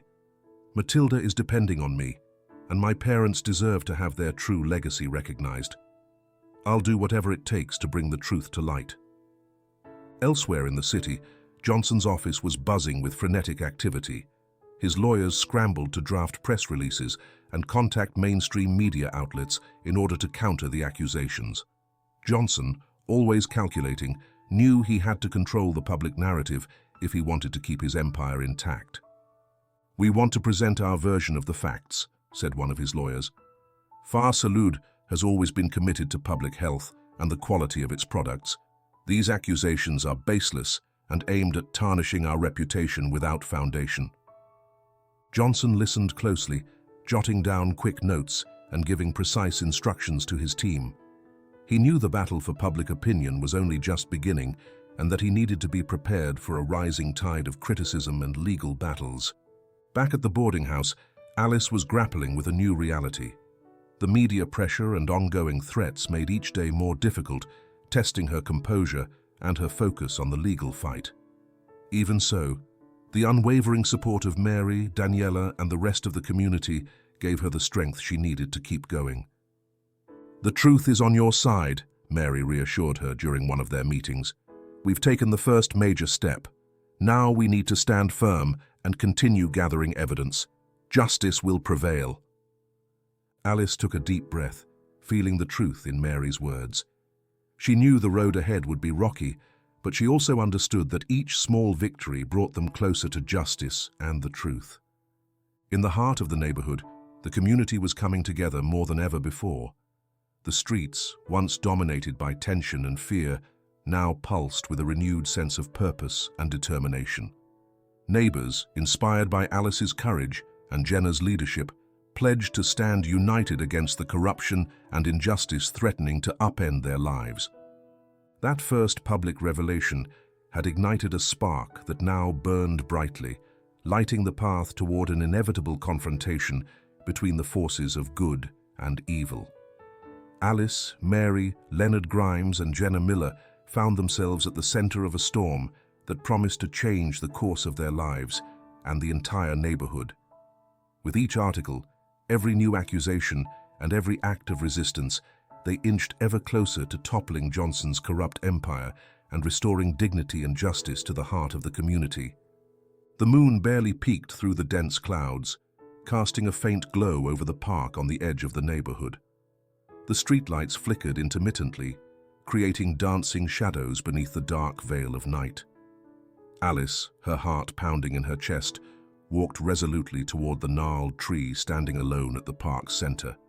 Her footsteps echoed on the stone path, each one marking the way to the confrontation she had long dreaded, but now knew she had to face. The cold air brushed her face, mingling with the damp smell of earth and the dry leaves drifting from the tree's bare branches.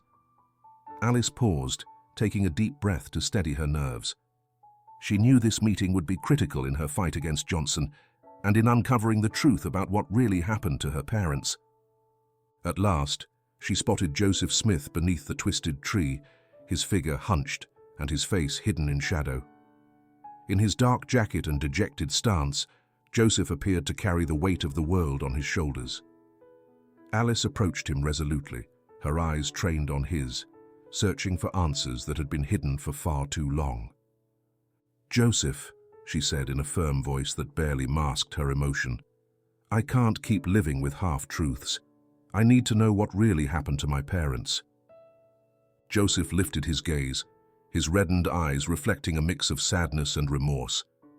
For a few moments they stood silently, the only sound the whisper of the wind and the crunch of leaves underfoot. "Alice," he began, his voice quivering with pain, "your parents were exceptional people. They worked tirelessly to build Far Salad with the intention of helping those who needed it most. But everything changed when Johnson came on the scene." Alice's chest tightened at the mention of his name. She knew Joseph held crucial information, but she also understood that confronting him meant exposing deep, painful wounds. "What did Johnson do?" Alice asked, her voice trembling yet firm. "Why did he manipulate the situation to push them out of the company?" Joseph looked down, guilt and desperation etched into his features. "Johnson saw your parents as a threat to his control of Far Salud. He wasn't willing to let their principles stand in his way to absolute power. He engineered a smear campaign to defame them, fabricating false stories about their integrity and their ability to lead. Gradually, he pushed them into minor roles, until finally, he forced them out of the company altogether." Alice felt a surge of anger and sadness at Joseph's words. The idealized image she had of her parents was crumbling, revealing the struggles and betrayals they had endured. "Why didn't they do anything?" she asked, her eyes filled with hurt. "Why did they let Johnson destroy what they had built?" Joseph raised his gaze, his eyes brimming with unshed tears. "From the start, I knew what Johnson intended. But I was afraid of retaliation, of losing my job, of putting my family in danger. In some way, I chose to stand by instead of confronting him. I deeply regret not having done more." Alice took a step closer, her voice charged with emotion. "You can't justify the damage you caused," she said harshly. "My parents trusted you, trusted all of us, and you chose convenience over truth." Joseph stepped back, overwhelmed by guilt and remorse. "I know, Alice. I've lived with that guilt all these years. That's why I did this." He took a worn folder from his briefcase and placed it on the nearby bench. Inside are the founding contracts, patents, and agreements that prove, beyond any doubt, that your parents were key players in creating Farsalad. Everything you need to strengthen your legal case. With trembling hands, Alice picked up the folder, feeling the weight of truth in her grasp. She knew these documents were the key to bringing Johnson down and restoring her parents' legacy. "I won't forgive you," Alice said in a hard voice, "but I'll use your help, whatever it takes." Joseph nodded, fully aware of the magnitude of his own redemption. "I understand. I don't deserve your forgiveness, but I want to make it right now. I want to help you get justice for your parents and for everyone who has suffered under Johnson's control." They fell silent, letting the emotions settle. Alice knew this alliance with Joseph was risky, but it was also an opportunity she couldn't waste. With one last glance at him, she turned and walked back toward the neighborhood, carrying with her renewed hope and the documents that could change everything. Meanwhile, in his halogen-lit office, Mark Johnson surveyed the city from a towering vantage point. His cold, calculating gaze swept across the urban skyline, assessing every development in the neighborhood. He knew Alice and her team were edging closer to dismantling his corrupt empire, and he was determined not to let that happen without a fight. "I won't allow that girl and her allies to destroy everything I've built," Johnson murmured to himself. "I need to take more drastic steps to silence this threat once and for all." He turned to one of his subordinates, his expression grim. "Set up a meeting with the legal team. We need to find a way to discredit Alice and her witnesses. Also, step up the pressure on our pharmaceutical suppliers to jack up the prices on the medications Matilda needs even further. The harder it is for her to get help, the easier it will be for us to stay in control." His subordinate nodded quickly and left the room to carry out Johnson's orders. The businessman knew that each step had to be calculated and precise, avoiding any mistake that might benefit his enemies.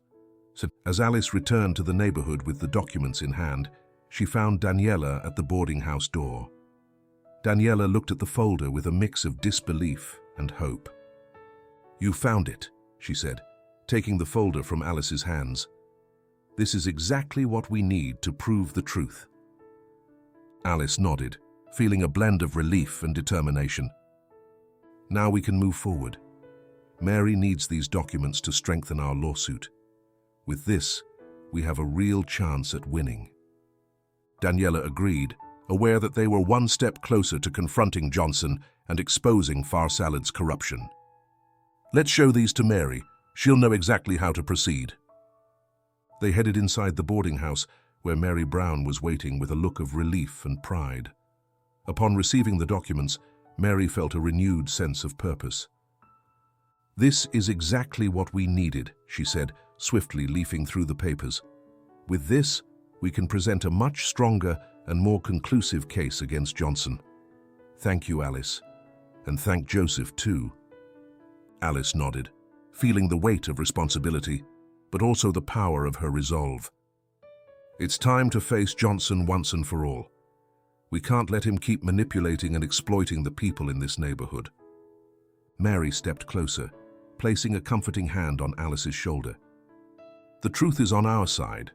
With this evidence and the community's support, we have a good chance of winning. But we need to be cautious. Johnson won't stop at anything to protect his interests." Alice looked at Daniela and then at Mary, keenly aware of her friend's unwavering support. "We'll do whatever it takes," she said firmly. "For Matilda, for my parents, and for the entire neighborhood that stands with us." As they prepared to take the next step in their legal battle, Alice couldn't help but feel a mix of hope and fear. She knew Johnson was ramping up his efforts to silence her, and that each move they made had to be strategic and carefully planned. Still, she also understood that truth and justice were powerful forces that could not be contained forever. That night, as the city fell silent once again, Alice thought about her confrontation with Joseph. She had finally received the truth she had been seeking for so long, yet she had also faced the harsh reality of the betrayals and corruption that had destroyed her parents' legacy. Instead of feeling defeated, she felt more determined than ever to fight for justice and the truth. "I can't keep letting the past dictate my future," she said to herself. "It's time to take control and make sure the truth prevails." With the documents in hand and the support of Mary, Daniela, and the entire neighborhood, Alice was ready to face the greatest challenge of her life. She knew that the fight against Johnson would not be easy and that they would face countless obstacles, but she also understood that unity and resolve were their best weapons against corruption and injustice. Though the city seemed indifferent on the surface, it was quietly holding its breath amid the silent struggle unfolding in its streets. Alice and her allies stood ready to confront whatever threats lay ahead, armed with the truth and the hope for a more just and transparent future. Johnson's reaction was swift. Once he learned Alice now possessed original documents proving her rights and Farsalad's irregularities, he intensified the pressure on everyone involved. Johnson's shadowy presence loomed over the neighborhood like a menacing storm cloud, determined to maintain his absolute grip at all costs. In Mary's small office, the atmosphere became even more tense. Unknown men loitered around the premises, watching every move with vigilant eyes.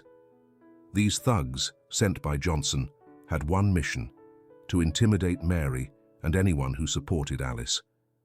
Meanwhile, as Mary's sister left her house, she was closely followed by two of those men, their footsteps echoing through the silent early morning streets. The threats became more explicit, with hints at spreading lies about Leonard Grimes, the journalist who had taken the first step in exposing the truth. Jenna Miller, the union leader, was also under constant surveillance. Each time she left the factory, she noticed the blatant presence of individuals observing her with contempt. The feeling of always being watched heightened the anxiety and fear among the workers, who dreaded the repercussions of speaking out against the powerful corporation. A thick fog of fear settled over the neighborhood streets. The glow of the street lamps seemed less reassuring, and every shadow turned into a possible threat. Alice, frightened and sensing that both her life and that of her loved ones were in danger, sought refuge in the safest place she knew, the heart of the neighborhood. Upon reaching the boarding house, Alice found comfort in the familiar streets that had welcomed her for so long. Daniela, faithful to their friendship and the cause, never left her side. She knew Alice needed all the support she could get to face Johnson's mounting pressure. Linda, the neighborhood shopkeeper, made a firm decision. She rallied the neighbors, who didn't hesitate to come together to protect Alice and those who stood with her. That same night, the neighborhood streets filled with a renewed energy. Neighbors began organizing night patrols, armed only with their presence and determination. They walked together, pacing the sidewalks and on the lookout for any suspicious activity. Their goal was clear: to ward off outsiders and show that the neighborhood was no easy hunting ground for Johnson's thugs. The lights of homes and small businesses shone with renewed solidarity, lighting up the darkness with the shared warmth that bound them together. This solidarity, born of adversity, bolstered Alice's spirits. She knew she was not alone in her fight. The neighborhood community, with its spirit of unity and resistance, had become her greatest strength. Each gesture of support, each trusting glance, reminded her that together they could face any challenge. Meanwhile, Mary Brown, hearing the community's rallying cry and the urgency of their cause, decided not to wait any longer. She knew the time to act was now. With determination, she made her way to the courthouse to file a formal lawsuit on Alice's behalf. Every step she took toward justice was a declaration of war against the corruption that had gripped her neighborhood and her life. Elsewhere in the neighborhood, Leonard Grimes worked tirelessly. After recovering from the shock and scrapes he'd sustained during his run-in with Matthew, he immersed himself in analyzing the USB drive Daniela had saved. He knew it contained valuable evidence, but also that he had to handle it with extreme caution. Hour after hour passed through the late night as he compared documents and searched for connections that might further strengthen the case against Johnson and Farsalad. At last, after an exhaustive review, Grimes found what he was looking for: bribes to government officials, stolen patents, and documents proving the adulteration of medications to cut costs. This evidence was damning, and once made public, it could propel the case toward a point of no return. Heart-racing, Grimes prepared a second article that would expose Farsalud's internal irregularities in greater detail, backed by the evidence contained on the USB drive. That very night, as Alice and Daniela met with Mary to discuss the final details of the lawsuit, Grimes readied his story. He knew he was on the brink of something big, something that might not only transform their lives, but also reshape public perception of Farsalud and its corrupt leader, Johnson. The truth was about to come to light, bringing with it a hope for justice and transparency. The pressure on Alice and her allies continued to grow, but the community's solidarity and the overwhelming evidence Grimes had uncovered gave them the strength to press on. They knew the path ahead would be treacherous and fraught with danger, yet they also realized they couldn't surrender to corruption and fear. The fight for the truth had begun, and they were prepared to face any obstacle in their pursuit of justice. In the days that followed, Alice, Mary, and the entire team supporting the cause felt a mix of nervousness and hope. Finally, the critical moment arrived. The district courthouse would receive the formal filing prepared by Mary Brown on behalf of Alice Fernandez Garcia. Tension filled the air. Every step they took toward justice felt like a victory in itself, but they also understood that there were still many hurdles to overcome.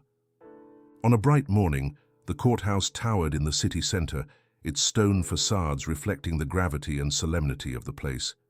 Inside, with its high ceilings and polished wooden benches, the court exuded a ceremonial atmosphere that commanded respect. Walls adorned with portraits of former judges and legal emblems seemed to hold echoes of countless past trials, each with its own tale of truth and justice. Dressed in her professional attire and wearing a resolute expression, Mary Brown entered the courtroom alongside Alice and Daniela. The two young women, though visibly anxious, stood tall and kept their gazes steady, acutely aware of the significance of this moment for their own lives and for the community that supported them. Seated at his bench, the judge, middle-aged with a grave demeanor and eyes reflecting a deep grasp of justice, reviewed the documents they had submitted. Though his expression was weary, it conveyed a willingness to listen and to grasp the case's complexities. Mary drew in a steadying breath, carefully considering her words before addressing the judge. "Your Honor," she began firmly, "I appear before you on behalf of my client, Alice Fernandez Garcia, who is the legitimate heir to the original founders of Farsalud. I have in my possession the original contracts, the patents registered under her parents' and Joseph Smith's names, and the shareholder agreements which, after her parents' untimely deaths, were never legally transferred. This conclusively demonstrates that Alice is entitled to a share of the company currently controlled by Mark Johnson." The judge nodded slowly, making detailed notes of each statement. His gaze landed on Alice, who met his eyes without flinching, a mix of courage and vulnerability in her stance. "I understand," the judge replied. "I will thoroughly review these documents and evaluate the legitimacy of your claim. Is there anything else you wish to present at this time?" Mary took another step forward, presenting the judge with a series of reports and emails that evidenced Farsalud's irregular practices under Johnson's management. "In addition to the legal documents," she said, "we submit proof of unlawful activities within the company. These internal reports demonstrate bribes paid to officials, drug adulteration, and a constant manipulation of procedures to maximize profits at the expense of public health and employee working conditions." The judge examined the documents carefully, his expression reflecting the seriousness of the accusations. He understood that this case had the potential to set a significant precedent in the city's legal and business spheres. Outside the courthouse, word of the case spread quickly. Upon learning of the formal lawsuit, Farsalud employees peacefully gathered at the industrial plant, holding signs demanding justice and transparency. Handwritten placards bore clear, direct messages of support for Alice, condemning the company's corrupt practices. The large turnout of workers showed that Alice's fight resonated deeply with those who had suffered under Farsalud's rule. Media attention also began to ramp up. Grimes, the independent journalist who had published the initial article, immersed himself in his second report, drawing on the evidence from the USB drive to lay out Farsalad's internal wrongdoing in greater detail. He knew that this article could deliver the final blow to shatter the facade of integrity Johnson had cultivated over the years. Meanwhile, on hearing that Alice had filed a formal lawsuit, Mark Johnson reacted with fury and determination. In his spacious office, surrounded by luxury and state-of-the-art technology, he summoned his closest attorneys. "This can't be happening," he said, voice cold and commanding. "Alice and her allies are trying to tear down my empire. We have to find a way to delay this legal process and discredit her claim once and for all." One of his attorneys, a middle-aged man wearing a perfectly knotted tie, responded immediately. "Mr. Johnson, we can file technical objections against the lawsuit and appeal any irregularities in how these documents were submitted. We can also try to discredit Alice and her team by launching smear campaigns in traditional media." Johnson nodded, his expression hardened by the necessity of retaining control over Farsalud. "Do whatever it takes to slow down this case. If Alice tries to move forward, she'll face the consequences. I won't let some young girl interfere with what I've built." Back in the courtroom, tension mounted with each argument presented. Jenna Miller, the union leader who had faced reprisals and now sensed an opportunity, also decided to attend the hearing. She knew that if the truth about the founders came to light, her own complaints regarding deteriorating working conditions and internal corruption at Farsalad might gain traction and credibility. "This case isn't just about Alice and her right to the company," Jenna said from her seat. "It's about all of us who've suffered under Farsalad's misconduct. If we win, we'll not only reclaim what is ours, but also send a clear message that we won't tolerate corruption or injustice." Having heard from both Mary and Jenna, the judge made an initial ruling. "I've reviewed the documents submitted and find merit in these accusations," he said. "The case will now move into the evidentiary phase, where both sides will have the opportunity to present their evidence and testimony. We will maintain an impartial and fair stance throughout the proceedings." A low rumble of approval and relief rippled through the courtroom. Alice, Daniela, Mary, and Jenna exchanged determined looks, aware that this was only the beginning of a lengthy legal battle. Even so, they felt renewed hope on seeing that the justice system was ready to hear their voices. Outside the courthouse, Farsalud's workers continued their peaceful demonstrations, this time more organized and with a clear message of support for Alice and her lawsuit. The neighborhood community, united by adversity, grew stronger with every act of solidarity, showing that they were prepared to fight corruption and injustice together. Sensing the scale of their task, Mary Brown decided to expedite preparations for the case. She arranged meetings with Alice and Daniela to go over every detail of the lawsuit and ensure all their evidence was in order. She also coordinated with Leonard Grimes so that his second article would be ready for release at the perfect moment, guaranteeing continued media pressure in their favor.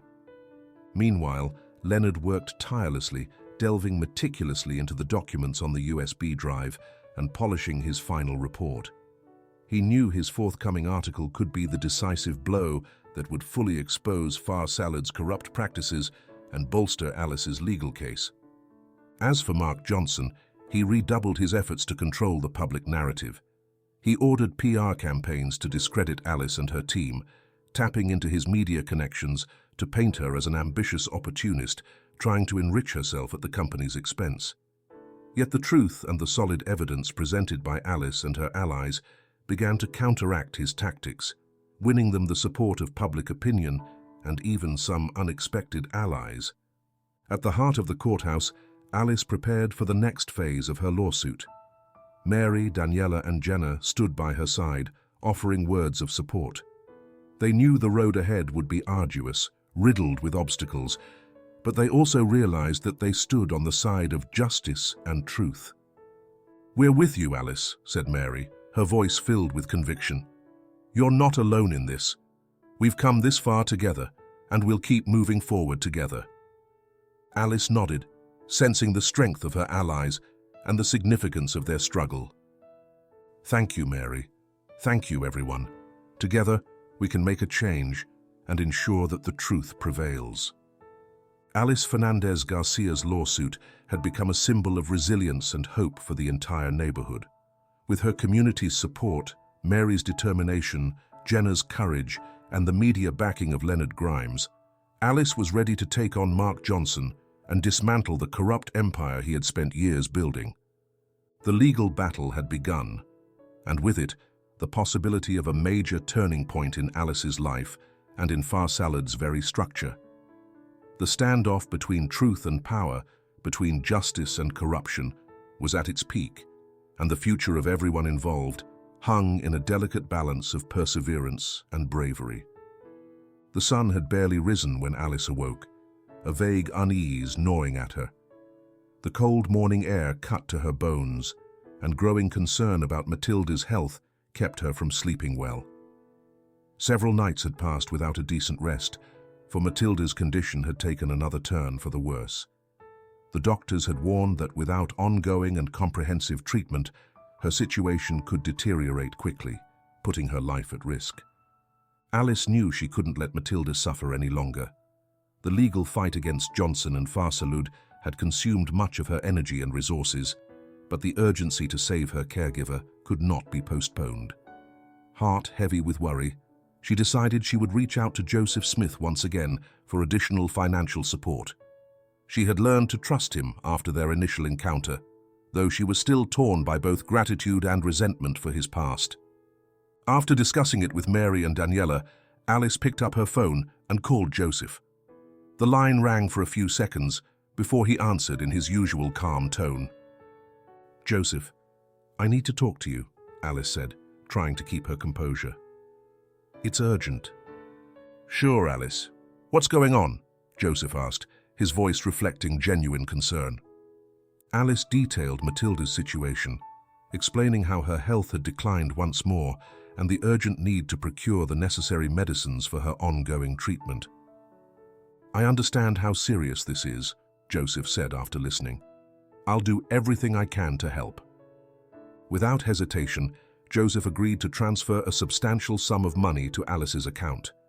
He recognized that, in doing so, he was not only helping Matilda, but also making amends for his past misdeeds. Since he'd learned more about Alice's fight and her unwavering pursuit of justice, he had begun to feel a moral obligation to support her however he could. That same afternoon, as Alice handed Matilda the money for her treatment, a beacon of hope flickered amid the storm of challenges they all faced. Visibly more stable, Matilda could breathe more easily thanks to the newly purchased medicines. Still, the respite was temporary, for they knew that Johnson would stop at nothing to silence Alice for good. Meanwhile, Leonard Grimes, that relentless journalist, immersed himself even further in the USB data Daniela had rescued during the dangerous alleyway encounter. He realized that he had a potent weapon at his disposal, one that could expose Farsalad's corrupt practices, but he also recognized how risky this would be. With each file he scrutinized, he uncovered new evidence of the systemic corruption Johnson had put in place. Long hours of intense scrutiny unearthed devastating details. Not only were there records of bribes to key regulators and officials, but also conclusive proof that Johnson knew about serious side effects stemming from adulterated drugs, yet sold them anyway to boost profits. The documents included emails between top executives, internal drug testing reports, and shady financial agreements, each one reflecting Johnson's deliberate efforts to conceal the truth. Leonard knew that making this information public would spark a massive scandal. Methodically, he prepared his second article, ensuring every piece of evidence was properly documented and contextualized to establish its authenticity and impact. He understood the truth had the power to dismantle Johnson's corrupt empire, but that he had to tread carefully to avoid severe retaliation.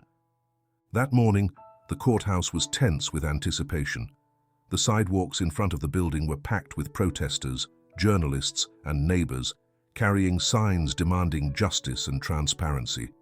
Farsalud employees, led by Jenna Miller, had also joined the peaceful demonstrations, holding placards denouncing the company's poor working conditions and internal corruption.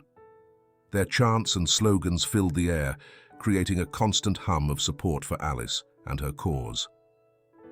Inside the courthouse, Mary Brown filed Alice's formal lawsuit with fresh confidence. The legal documents and the damning evidence they had gathered now carried considerable weight before the judge, a man whose stern features and weary eyes betrayed a painstaking dedication to justice. He took thorough notes on each argument, showing meticulous attention to detail. "I've examined the documentation presented and find sufficient grounds to proceed with this case," the judge announced, his voice echoing through the courtroom. "This trial will be a crucial showdown between truth and power.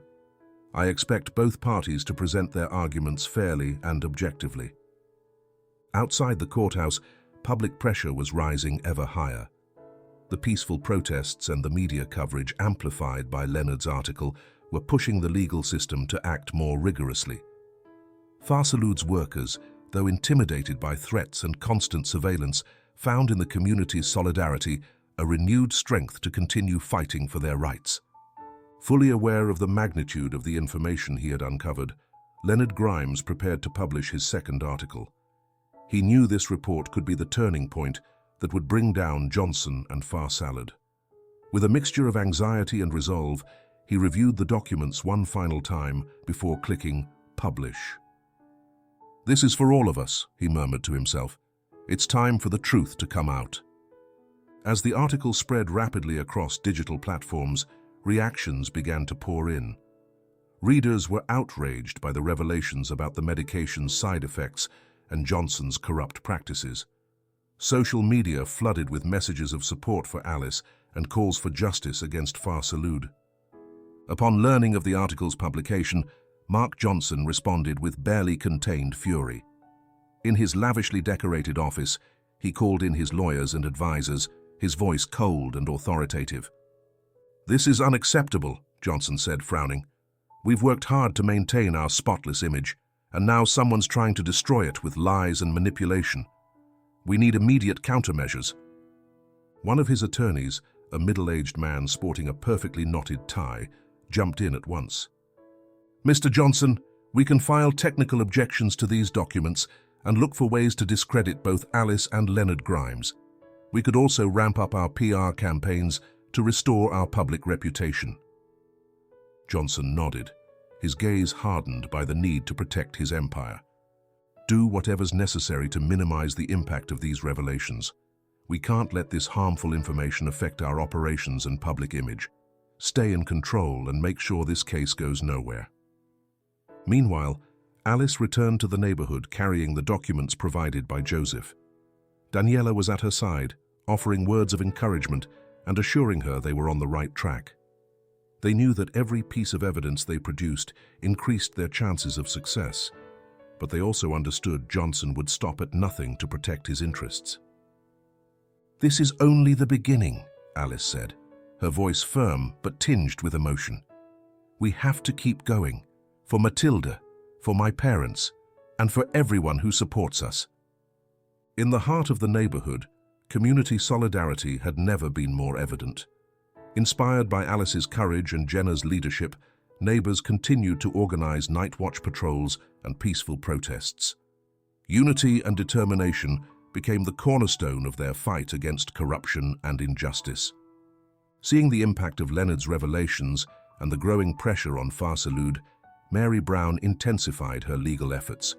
She met with Alice and Daniela to review every detail of the lawsuit and ensure all their evidence was in order. She also coordinated with Leonard so that his second article would be ready to reinforce their case and keep Johnson under media scrutiny. "We have to be prepared for anything," Mary warned. "Johnson won't stop at anything to protect his interests, but with the truth on our side and the community's support, we can make sure justice is served." Alice nodded, feeling the weight of responsibility on her shoulders, but also the collective strength behind her. "We can't afford to back down now," she said resolutely. "Every day that passes, we're one step closer to justice. Matilda needs her medication, and my parents deserve to have their true legacy recognized." Alice's lawsuit had become a symbol of hope and resistance for the entire neighborhood. With support from Mary, Daniela, Leonard, and the community's solidarity, Alice was ready to face the trial with unyielding determination. She knew the battle would be arduous and dangerous, but she also understood that truth and justice are powerful forces that cannot be suppressed indefinitely. That first public disclosure had sparked a flame that now burned fiercely, lighting the way toward an inevitable showdown between good and evil. Backed by her allies and the community, Alice stood ready to confront whatever lay ahead, armed with truth and the hope of a more just, transparent future. The week leading up to the key hearing had been fraught with tension and nerves for Alice, Mary, and the entire team supporting their cause. The trial date loomed, and with each passing day, the stakes felt higher. Alice knew this was her chance to reclaim her parents' legacy and dismantle Mark Johnson's corruption. Yet she was unaware of how desperate Johnson was prepared to be to secure his grip on Farsalad. That morning, the district courthouse stood solemn and majestic, its tall windows reflecting the gravity of the moment. Alice and Mary, accompanied by Daniela, headed toward the courtroom, a mix of determination and apprehension washing over them. The courthouse corridors teemed with lawyers, reporters, and demonstrators, all eager to see the outcome of a case that had gripped the attention of the entire community. Inside the courtroom, the judge, a man with a serious expression and weary eyes, was already seated at the bench, reviewing the documents before him. Mary drew a long breath, aware that every word she spoke had the potential to alter the course of their lives.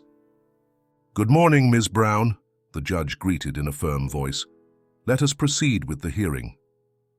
Mary presented the original contracts, patents, and agreements, proving that Alice was the rightful heir to Farsalad's founders. She explained in detail how Mark Johnson had manipulated circumstances to push Alice's parents out of the company, smear their reputations, and leave them penniless, ultimately consolidating all power in his hands. Seated alongside Mary and Daniela, Alice listened intently, her heart pounding. She knew this was the moment for the truth to prevail, but she also felt the weight of the threats that had escalated in recent weeks. While the judge took notes and considered their statements, tension in the neighborhood reached a fever pitch. Rumors that Johnson intended to have Alice kidnapped had spread like wildfire, fueling an environment of fear and heightened vigilance among the neighbors. The solidarity they had shown in previous weeks was now evolving into a more active protective network. Upon leaving the courthouse after presenting their initial arguments, Alice and Mary found themselves cornered by a group of Johnson's hired thugs. Unknown men with intimidating stares moved aggressively toward them, their cold, merciless eyes set on Alice. A chill raced down Alice's spine when she realized the men intended her harm. Fear threatened to overwhelm her, aware that Johnson would go to any lengths to silence her. Yet at that crucial instant, Daniela, Linda, and other neighborhood residents suddenly appeared, forming a human barricade between Alice and her attackers. "Stay away from her!" Linda shouted, her voice unwavering, holding up a sign reading, "Justice for Alice." The neighbors, armed only with their courage and conviction, descended upon the thugs, chanting words of solidarity and confronting them with surprising ferocity. Though unarmed, the community's collective strength rattled the aggressors, who, taken aback by this resistance, began to retreat. Chaos intensified when the police, drawn by the uproar, arrived on the scene. Confronted by journalists and neighbors, the officers could not simply stand aside. They ordered the thugs to stop and promptly arrested them, to the outraged cries of the crowd. "Alice, you're safe!" Daniela exclaimed, wrapping her friend in a tight hug. Still trembling from the burst of adrenaline and fear, Alice looked around, recognizing each face that had come to her defense. The outpouring of community support was overwhelming. Their unity had never felt stronger. Furious at this brazen kidnapping attempt, the crowd called for justice and began documenting events in real time, broadcasting the confrontation live across social media. Footage of neighbors defending Alice and confronting Johnson's henchmen went viral, further tightening the public pressure on the corrupt businessman. On learning that his scheme to abduct Alice had failed, Mark Johnson felt his empire start to sway beneath him. From his luxurious office with panoramic views of the city, he understood that his grip on Far Salud and the neighborhood was under a threat he had never anticipated. "This can't stand," Johnson muttered to himself.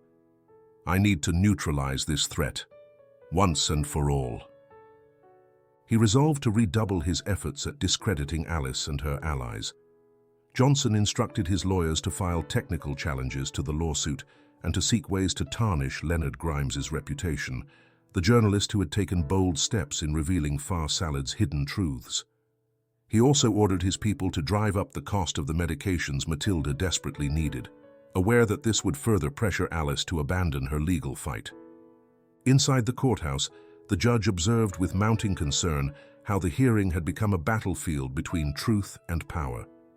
He recognized that this case reached far beyond a mere inheritance dispute. It was a clash between decency and corruption, a battle that would determine Far Salud's future and the well-being of the entire community. This case is a direct confrontation between the principles of justice and acts of corruption, the judge said aloud, addressing Mary and Alice. "We must ensure this trial is conducted openly and fairly, giving all parties involved an impartial hearing." Alice, Mary, and Daniela left the courthouse with renewed determination.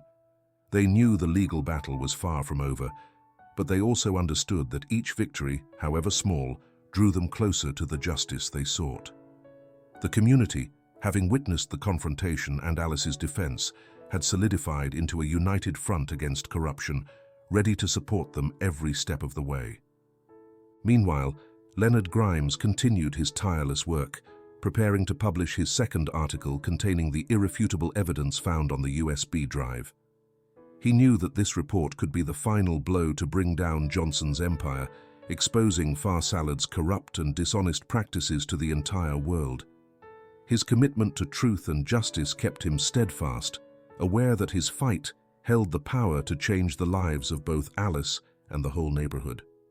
That night, as the neighborhood settled into a restored calm, Alice reflected on the recent events.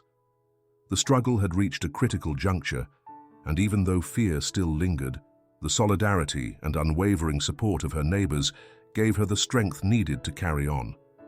She knew the battle was not yet won, but she also understood that truth and justice were on her side, driving her to confront any obstacle that lay ahead. The first public revelation and the attempted kidnapping had placed Johnson in the eye of the storm, and now, with the legal suit filed and the compelling evidence in her hands, Alice stood ready for the final showdown. The conflict between good and evil, between justice and corruption, was reaching its climax, and the future of Far Salud and the entire community hinged on a delicate balance between perseverance and courage. Dawn was just breaking as Alice and Mary arrived at the imposing district courthouse.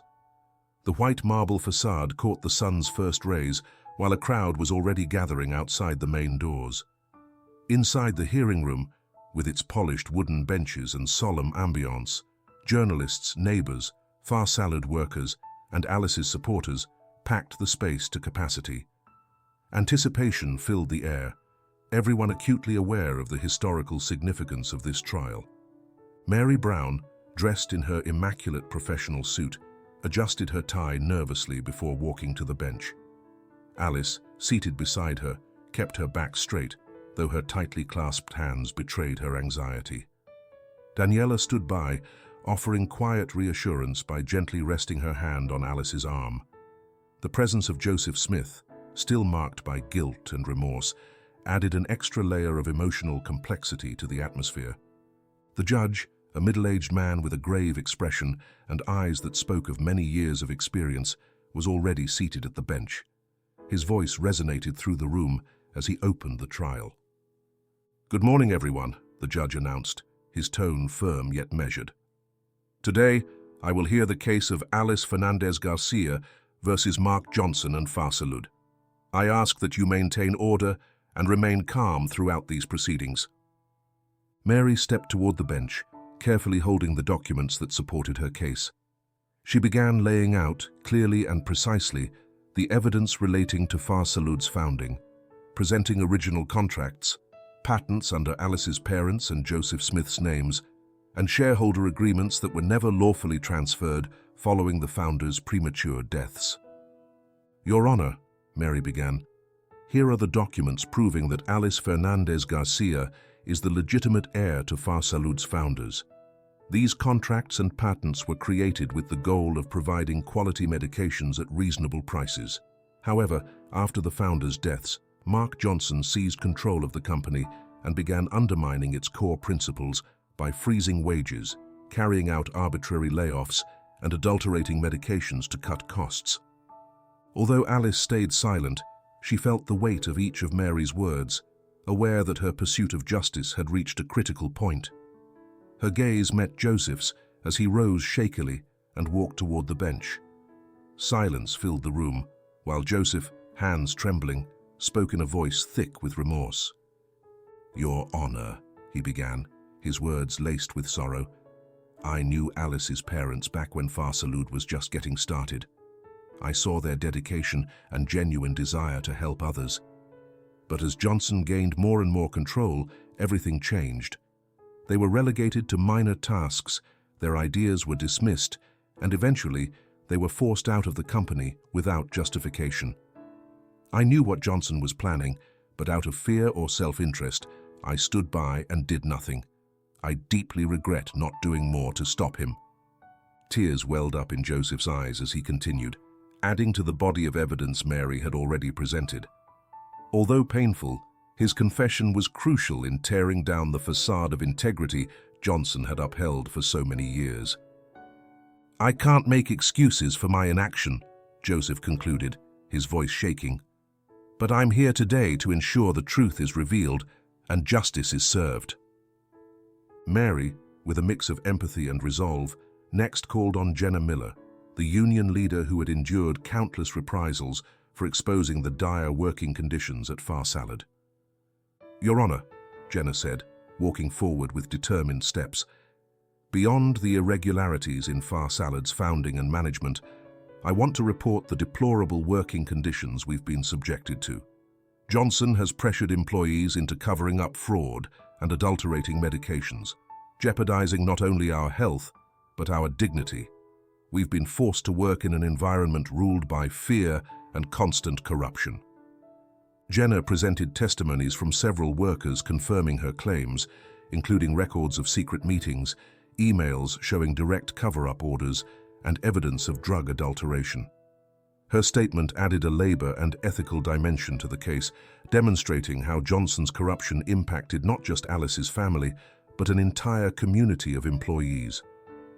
Finally, Leonard Grimes spoke, holding a folder containing printed copies of internal emails and doctored contracts he had retrieved from the USB drive Matthew had provided. His detailed report highlighted Farsalud's deep-rooted wrongdoing, supported by concrete evidence of manipulation and corruption at every level of the company.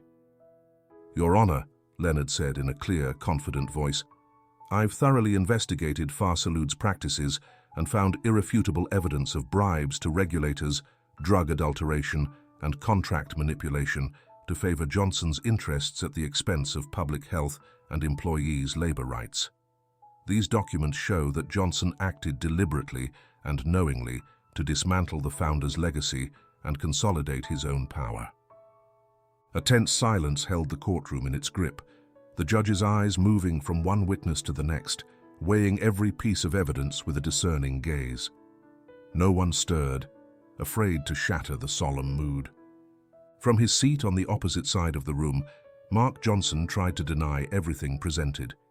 His attorney took up the rebuttal, alleging conspiracies and a lack of context behind the evidence. Still, the mountain of proof presented by Mary, Joseph, Jenna, and Leonard was simply too overwhelming to dismiss. "These accusations are baseless and rooted in misunderstandings," Johnson's lawyer insisted. "Farsalud has always worked for the public good, upholding the highest standards of integrity. Any attempts to tarnish our company's name are groundless." Having heard all sides, the judge reached his final decision. After reviewing all the submitted evidence and hearing the testimonies of all parties, he announced in a firm voice, I find there is sufficient cause to deliver a ruling against Mark Johnson and Far Salud. This court holds Johnson accountable for corrupt practices, drug adulteration, and violations of employees' labor rights. A burst of murmurs, gasps of relief, and satisfied sighs rippled through the crowd. Alice, Mary, Daniela, and Jenna exchanged triumphant, hopeful looks, knowing that, at last, justice was on their side. Visibly shaken by the verdict, Johnson tried to protest, but the judge had already made his final ruling. Sentencing will be set at a future hearing, the judge continued. From now on, Far Salud will be subject to strict regulations and ongoing oversight to ensure compliance with health and labor standards. As they departed the courtroom, Alice felt a mix of relief and exhilaration. She knew this was only the beginning of a long process of restitution and rebuilding, but she also realized that truth and justice had won out. Outside, the crowd gathered in support of Alice erupted in celebration at the verdict, their cheers filled with joy and excitement. Far Salud employees, who had once suffered in silence, now felt empowered, bolstered by the community.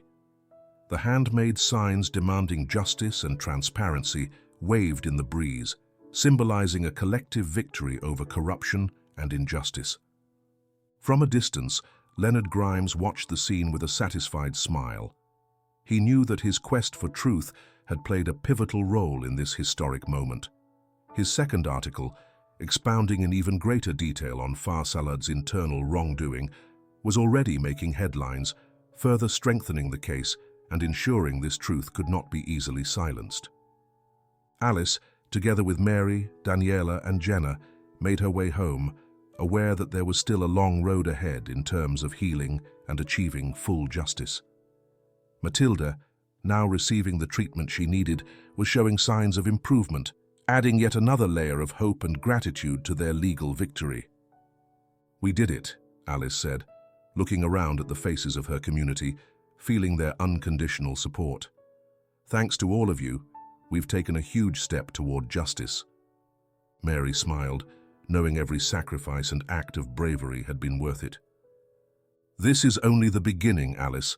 Now we must ensure that all necessary reparations are carried out, and that Far Salud complies with every regulation and ethical standard in the future." Daniela, always vigilant, nodded with resolve. "We can't let our guard down. Johnson may have lost this round, but we have to make sure he doesn't hurt anyone else." Jenna, her voice resolute, added, "This trial is a victory for all of us. Now we must keep fighting for better working conditions and ensure that nothing like this ever happens again." Alice, brimming with gratitude and determination, looked to her friends and allies. "Thank you all for never giving up. Together, we've proven that truth and justice can prevail against even the darkest powers." Though the courtroom now lay empty, it remained steeped in the spirit of this historic struggle. Truth had triumphed, ushering in a new era of transparency and justice for Alice, Matilda, the Union, and the entire neighborhood. The battle against Johnson and Far Salud was over, yet the trial's legacy would endure, inspiring others to fight corruption and never relinquish the pursuit of truth. The district courthouse courtroom was completely silent. Every person in attendance held their breath, aware that the verdict about to be pronounced would shape the future of Alice, Far Salud, and the entire community that had tirelessly supported the cause. The judge, a man with a stern demeanor and piercing gaze, adjusted his glasses as he took his seat at the bench, reviewing once more the documents that had been submitted to him. After having heard and examined all the evidence presented in this case, the judge began in a grave, measured tone, "And considering the testimonies of those involved, as well as irrefutable proof of corruption and malpractice within Far Salud, I hereby pronounce the following sentence." A deathly silence filled the room, each of the judge's words striking like a hammer against the corrupt empire Johnson had built. Alice, seated alongside Mary, Daniela, and Jenna, felt her heart pounding in her chest. Daniela squeezed her hand firmly, offering silent but powerful support. I recognize Alice Fernandez Garcia as the legitimate heir to the portion of Far Salud that belonged to her parents, the judge continued. I order the immediate arrest of Mark Johnson on charges of corruption, drug adulteration, and violations of labor rights. Furthermore, Far Salud will be placed under state intervention. A thorough internal audit will be conducted, essential medication prices will be lowered, and all working conditions will be reviewed and improved for the company's employees. The weight of those words reverberated through the courtroom, and Alice held her breath before letting out a sob of relief. She knew that with these measures, Matilda would receive the full treatment she so desperately needed, that her parents would no longer be remembered merely as victims, but as the true founders of a company meant to do good, and that the neighborhood would finally find some peace after so much suffering. Outside the courthouse, the atmosphere was festive. Far Salud workers, led by Jenna, joined the crowd of neighbors celebrating in front of the building. Handheld signs demanding justice and transparency waved in the wind, and smiles lit up the faces of those who had endured deplorable working conditions for years. Jenna raised her fist proudly, symbolizing the union's and the community's triumph. Mary closed her eyes, allowing herself a tired but deeply satisfied smile. Daniela hugged Alice tight, both of them aware that this victory was the result of their courage and the solidarity of everyone involved. Meanwhile, Leonard Grimes, the journalist who had played a crucial role in exposing Far Salud's irregularities, scribbled notes at a frenetic pace for his final report, fully aware that this victory was a story the world needed to hear. "We did it," Alice said, her voice trembling with emotion. "Thanks to all of you, we've taken a huge step toward justice." Neighbors embraced one another and celebrated together while reporters documented each moment, capturing this significant turning point. Word of the trial and its verdict traveled fast throughout the city, reaching distant corners and resonating in the hearts of all who had suffered under Far Salud's yoke. Inside the courtroom, the judge watched the crowd's reaction and felt deep satisfaction seeing how justice had prevailed over corruption. He knew this case would set an important precedent and that Johnson would have to face the consequences of his actions, forced to answer for his wrongdoing. This verdict not only represents a victory for Alice and her family, the judge mused aloud, but for everyone who has been harmed by corruption and injustice. May this case serve as an example that truth and integrity must always prevail. As people began filing out of the courtroom, Alice approached the bench to thank the judge respectfully. "Thank you, Your Honor," she said gratefully. "Your decision has changed our lives for the better." The judge nodded, recognizing the importance of what they had achieved together.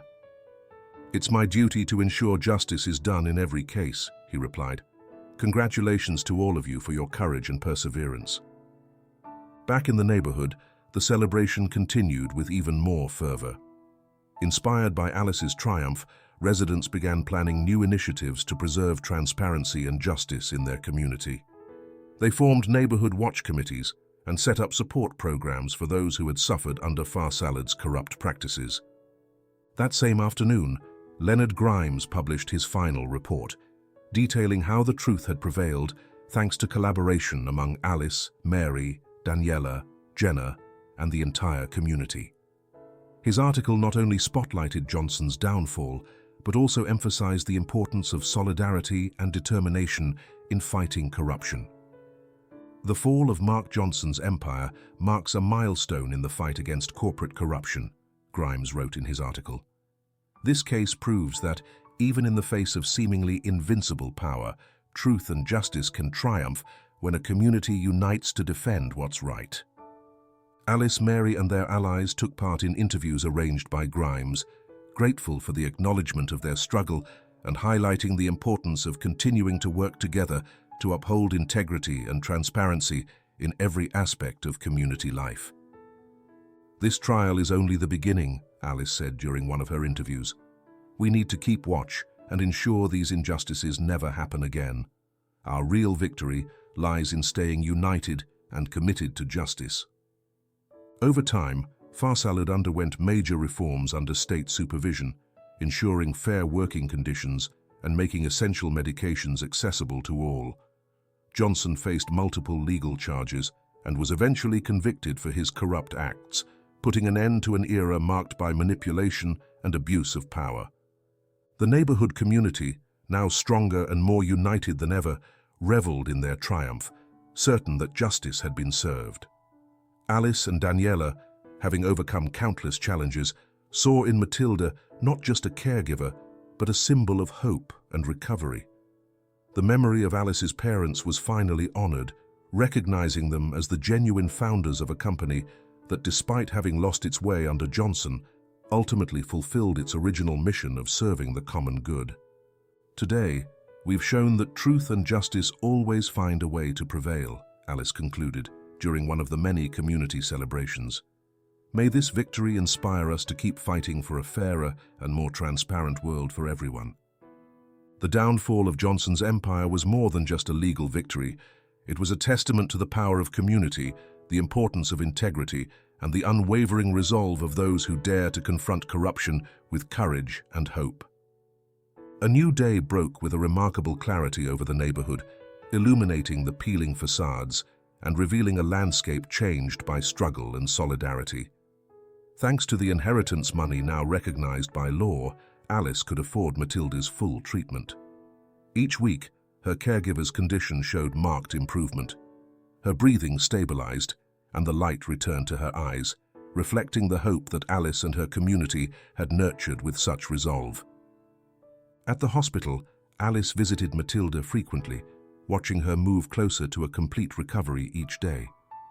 The machines that once recorded her every heartbeat now reflected improved vital signs, and their shared smiles served as proof of the unbreakable bond between them. Meanwhile, Mary Brown, now firmly established as an upright and respected attorney, saw her reputation grow by leaps and bounds. Her commitment to justice and integrity had positioned her as a leader in her field, unlocking opportunities to help more people in need.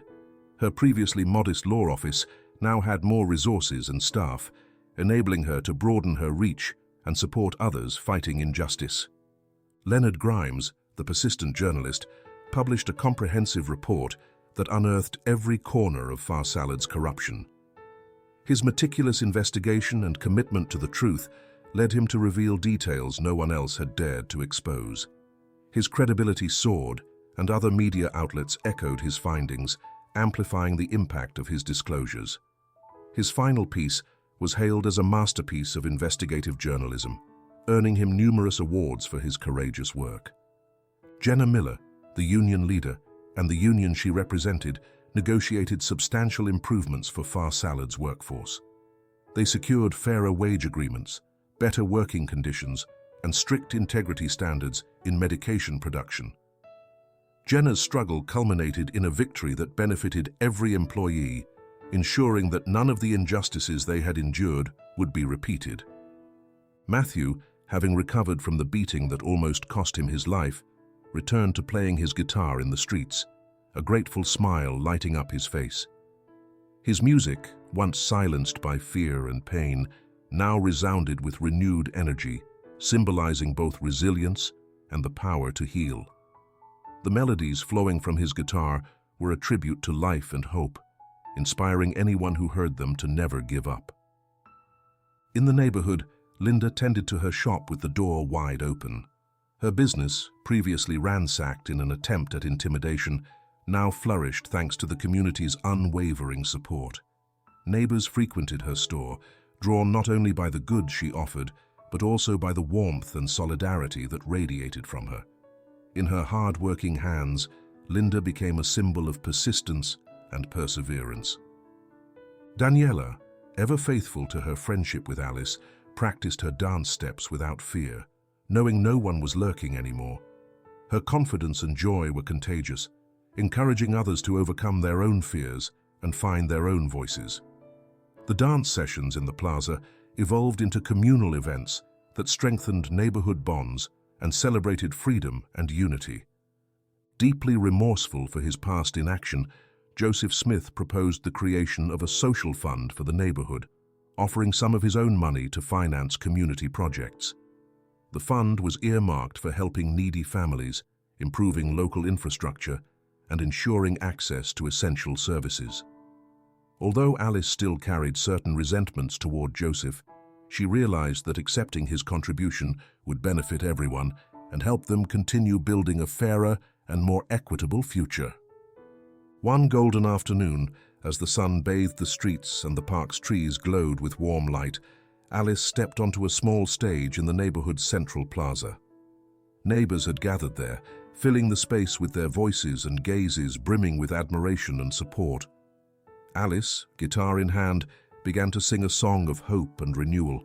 Her voice, now steady and strong, rang out among the trees and the streets, capturing everyone's attention. It was no longer the voice of someone begging for coins to buy medicine.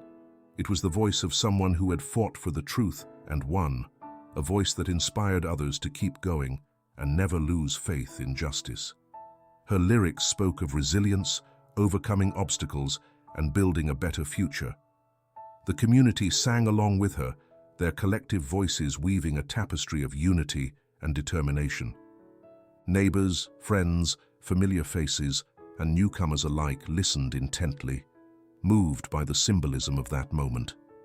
The song rose, filling the air with its message of hope and strengthening the community's collective spirit. Alice surveyed the crowd, saw their smiles and shining eyes, people who had been part of her journey, and felt a profound gratitude welling in her. "This is our new song," Alice said, her voice firm yet emotional. "A song celebrating our victory, our unity, and our resolve to keep moving forward. Thank you all for being here and for never doubting justice or truth." The music continued, closing the cycle of struggle and resilience while opening the door to a future defined by justice and humanity. Alice's song became an anthem for the neighborhood, reminding everyone that, united, they could face any challenge and surmount all adversity. As the afternoon dissolved into night, street lamps lit up the plaza and stars began to shimmer in the sky. Little by little, the crowd dispersed, carrying home the inspiration and hope Alice had shared through her music.